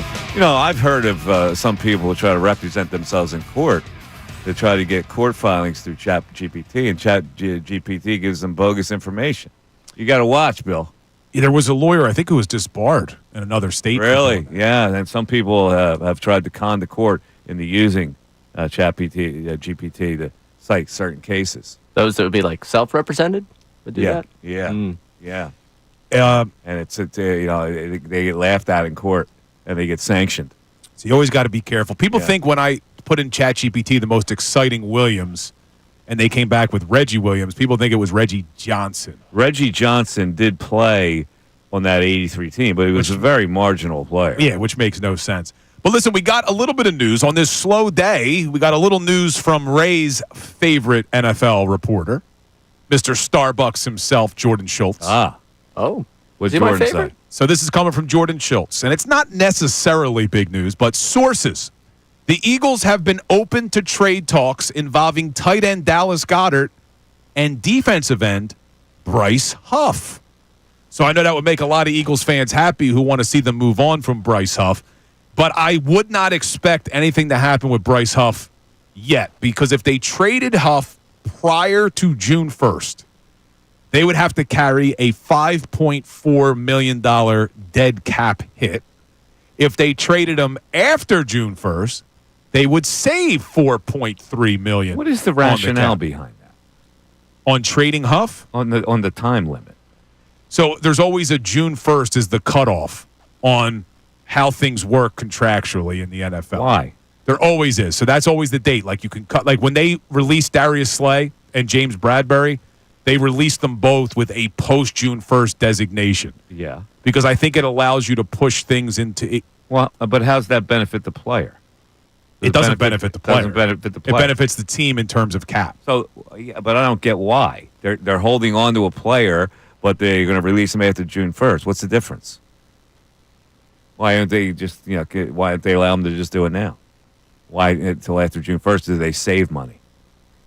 Because I think it allows you, it depends on how it counts towards that season or the next. Well, that's what I'm saying. Why? I don't get it. What's June 1st have to do with anything? All right, well, let's move on. They have to put some date on it. After June 1st, I believe you could break that dead cap into 2 different years. Correct. The next It consecutive allows seasons. them to carry it longer, but I see what Mike's saying is how does it benefit the player? It's just a fraud. It's like, basically you're going to release the guy, but you're just going to do it after a certain date. So, why? Why? It doesn't make sense to me. But if they were to do that, and they were to move on from Bryce Huff, even though I agree with people not having any confidence in the guy, now you're down to Uche, Nolan Smith, and Jalix Hunt. Not good enough. That's all you got. Yeah, I know. That's why it seems a little light in the loafers. And even though I've defended Howie Roseman today, the Howie Roseman blind faithers, Bryce Huff was his big swing last year. Yeah, it was. I mean, outside of Saquon on offense, the big swing on defense was not Zach Bond. The big swing on defense was Bryce Huff. They thought they were getting a double-digit sack guy that could have a more expanded role here, and he couldn't even dress for the Super Bowl. That was a big miss. It was. By the way, we asked Chat GPT something. But first, I'm going to tell you about the knockout tournament. That's coming up on Wednesday, March 26th. And you could be one to knock out somebody. Like, we're being advertised to knock out Connor Thomas. What? Did he win it last year? No.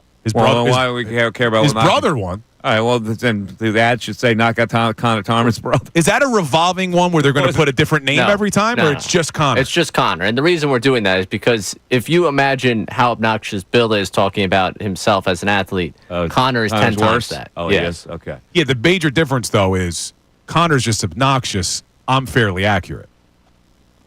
You might say that. Go ahead. Would say that.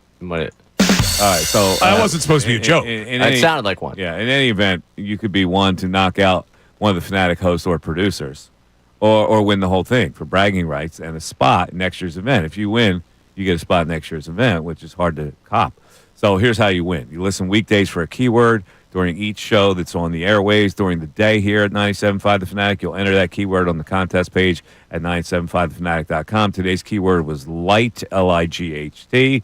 So you enter that on our contest page. You'll see a icon for contest page on our website, and we'll pick a winner from each show every day. And we usually announce it the following day. You'll get 2 tickets for the game that night, and the winner plays knockout. If you're going to bring guests, they watch from the stands. Sponsored by Barlow Chevrolet in Delran for honest pricing and dedicated service. Visit 975thefanatic.com for complete details. All right, Ray Dunn asked ChatGPT a very provocative question. Ray, what did you ask? Said, would it be wise to give a 34-year-old with an injury history a 4-year max contract in the NBA? Oh, a very specific question, although you did not specify the person. No, it didn't specify All the right, person. so ChatGPT has to figure that out. Yes, and it does give you quite a bit here. So this is the entire ChatGPT response. All right. Giving a 34-year-old player with an injury history a 4-year max contract in the NBA would be a risky move for several reasons. Here are some factors to consider. Injury history. Players with a significant injury history can be prone to further issues, which could affect their longevity and performance. Injuries tend to accumulate as players get older, and a player with a history of injuries may not be able to consistently perform at a high level for an extended period. Age factor. At 34 years old, a player is entering the later stages of their career, and their athletic peak may have already been behind them. NBA players typically begin to experience a decline in performance around this age, particularly in terms of physical attributes like speed, strength, and stamina. Well, I said that weird. Yeah. Stamina. Long-term commitment. A 4-year max contract would lock a team into a significant financial commitment. If the player struggles with injuries or doesn't perform as expected, the team could be stuck with a large, unproductive contract for several years, which could hinder their flexibility in building the team. Team window. If the team is in a win-now mode and the player can help them contend in the short term, it may make sense to offer a shorter deal or incentive-laden contract, but 4 years could be a stretch for a 34-year-old with injury concerns. Risk versus reward. If the player is a superstar or is still performing at a high level despite their age and injury history, the team may be willing to take on that risk with the hope of winning a title in the near future. However, the reward of maintaining that level of play over 4 seasons is uncertain. Possible alternatives, shorter contract, or incentive-based deals.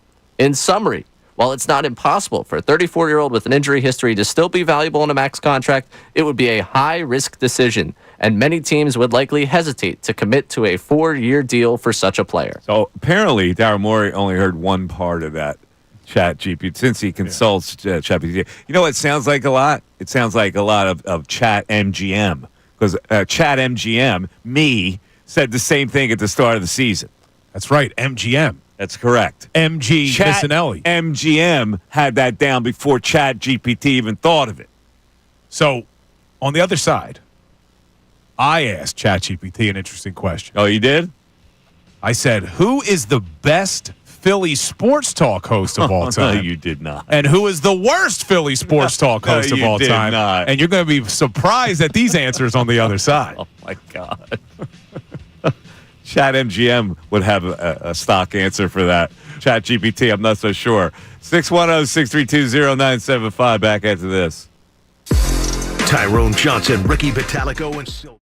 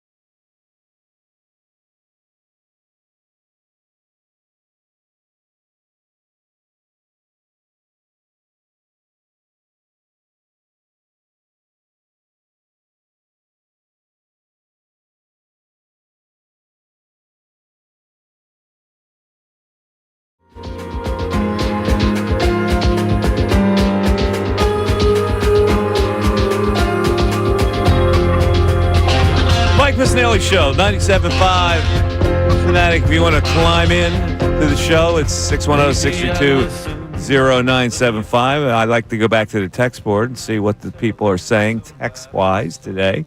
I think that the people haven't really thought much about the Eagles in the offseason. I'm getting that vibe, Bill.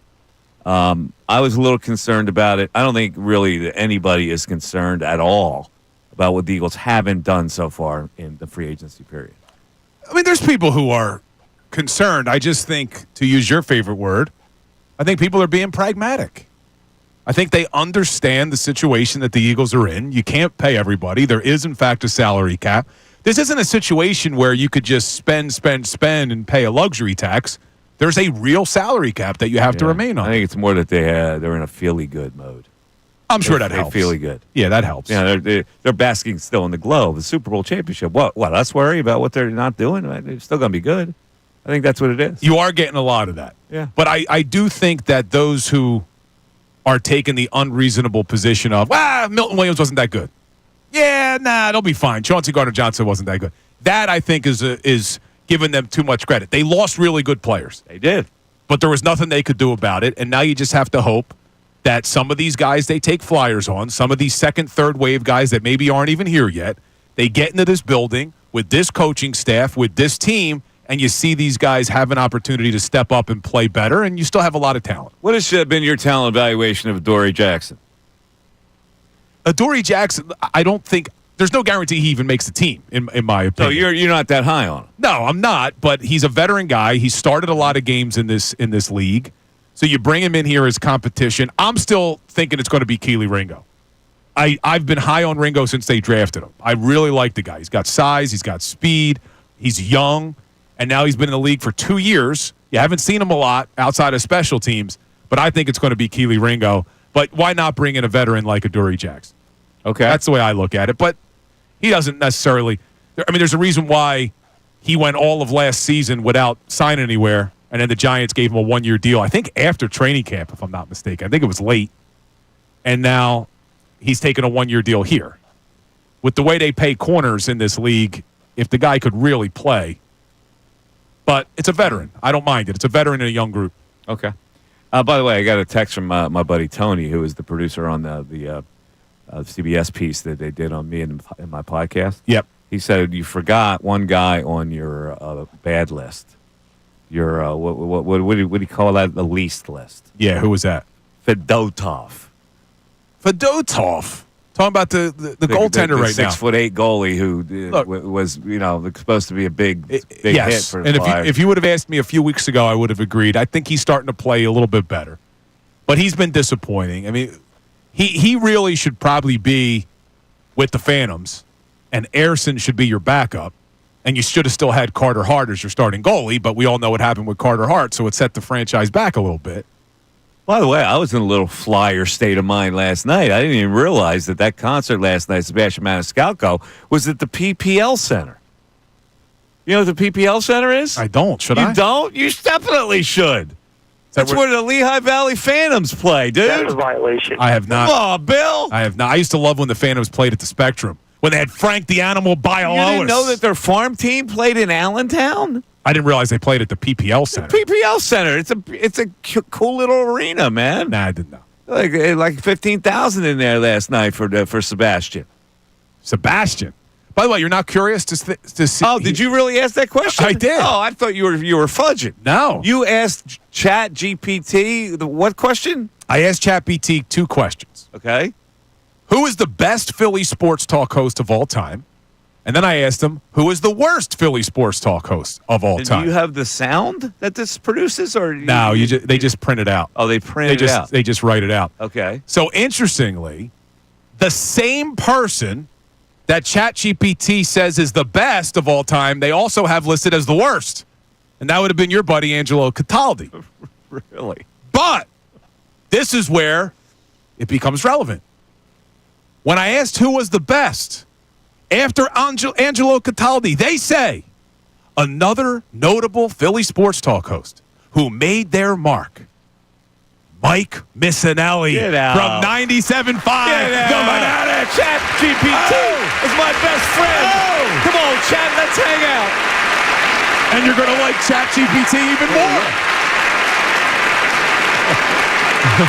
Hell yeah. Standing ovation, Ray. Hell yeah. Standing ovation. Hell yeah. And Mike's going to like ChatGPT. ChatGPT didn't know about anything. You're going to like ChatGPT even more. Because when I asked who was the worst, not only did they list Angelo Cataldi, they list Howard Eskin and Tony Bruno. That's the worst. That's the worst.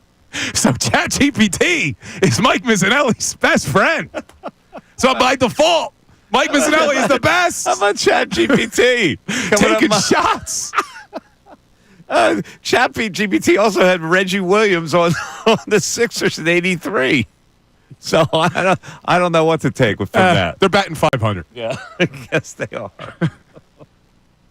All right. What else? What else you want to talk about today? I don't know. YouTube is saying, sound the horn, Ray. We got some texts if you want to go there. What do we got? I'm going to give you 2 college basketball plays for tonight. Let's hear it. I just bet them. Like Ray and I were talking about this yesterday. Ray, who did California Baptist? Tarleton State. you got to get California Baptist upset Tarleton State yesterday in that whatever conference that is. So it was an upset. Now they're up against the vaunted team of Grand Canyon University. Grand Canyon is an 8-point favorite. They will rout the Baptists. You think so? Yeah, yes, they will. And I am playing George Mason tonight. George Mason is a 4-point favorite against who's George Mason playing? George Washington. It went from 1.5 to -4 for the Masons. I'm giving you 2 winners tonight, Bill. All right. California Baptist is going down tonight, Ray. That's right, they are. They should have went down last night. Now, can't believe they ruined my March like that. Now, Mikey Hockey over here didn't say it on the air, but he told me off the air yesterday, I think I'm going to take the Flyers tonight over the Lightning. And he nailed it. Bobby Brink. It was with a 3-point night. It's a short line. Flyers with a big dub last night. Are they closer to playoffs? No, they're just messing up. They're messing up their draft stock. Right? Is that what they're doing? Yeah, they need to lose. All right. Well, the Sixers, this is bad. This is very, very bad. Sixers tonight play the Pacers. What is? Oh my God! What is the line on this? See, this is one of those games where you would put a lot of money on the money line. All right, they can't possibly. It's not worth it. The money line. It's minus 800 or something. According to FanDuel, Pacers are favored by 13, and it's a minus 900. Minus 9. I looked at it because this is like if I really had a lot of money, you couldn't lose on that bet.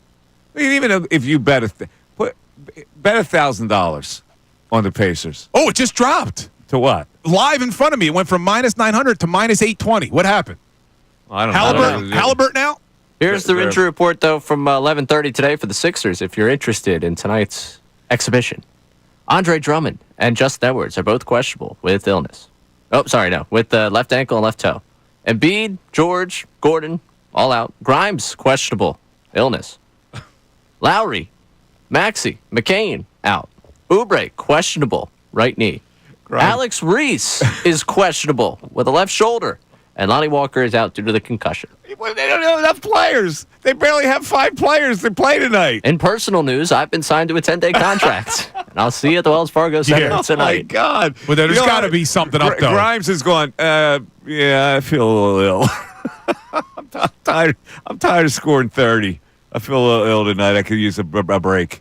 There's got to be something up with the Pacers because the money line just dropped. But if you put $1,000 on the Pacers money line at minus 800, you only win $125. Yeah, it's not worth it, but you can't lose, and you could use an extra $125, right? If you go $10,000, there's no way that the Sixers can win that game.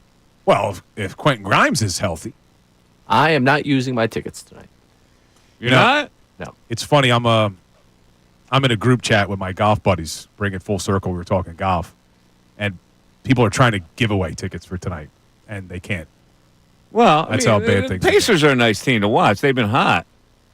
So, I don't know. You go for where you can be entertained by the other team today.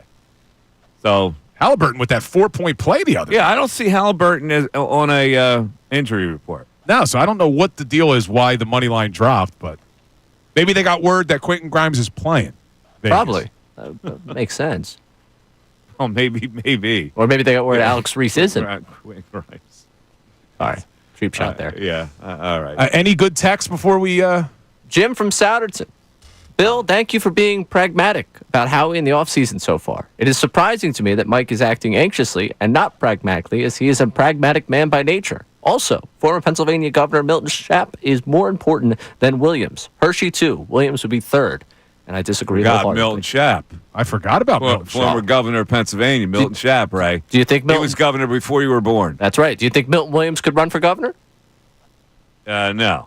I think he could. You think so? Mm-hmm. Especially running off the Super Bowl high. If he did that right now. Yeah, I don't know. He's up against the. But do you think Schaap could sack Mahomes in the Super Bowl?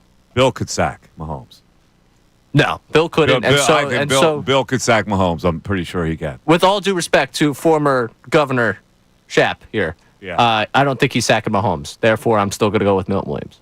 Well, according to some fans, anybody next to Jalen Carter could sack Patrick Mahomes. So, what's Chat GPT say about that? We had some fun with Chat GPT today. Yeah, can Bill Colarulo sack Patrick Mahomes? What would Chat GPT say? We got seconds left, Bill. See if you can find the answer. Will Bill Colarulo be able to sack Patrick Mahomes according to Chat GPT? What does Chat say? Well, instead of asking that, I asked, describe Mike Missanelli's style. His style is categorized by a combination of humor, sharp analysis, and sometimes intense, unfiltered opinions, which resonate with many Philadelphia sports fans. Are you serious? He has a knack for mixing sports talk with elements of pop culture and current events, which help broaden his audience. ChatGPT doing me justice They here. know you, dude. That's my buddy. They right know there. you. Come on, Chat, let's hang.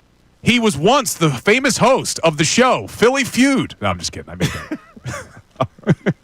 Hey, thanks for listening to our nonsense today. It was a complete nonsense show, but sometimes you have to go through nonsense shows to delight and amuse the people. Have a great weekend, everybody. For Bill and for Ray Dunn, thanks, everybody, for listening, and we'll talk to you next week.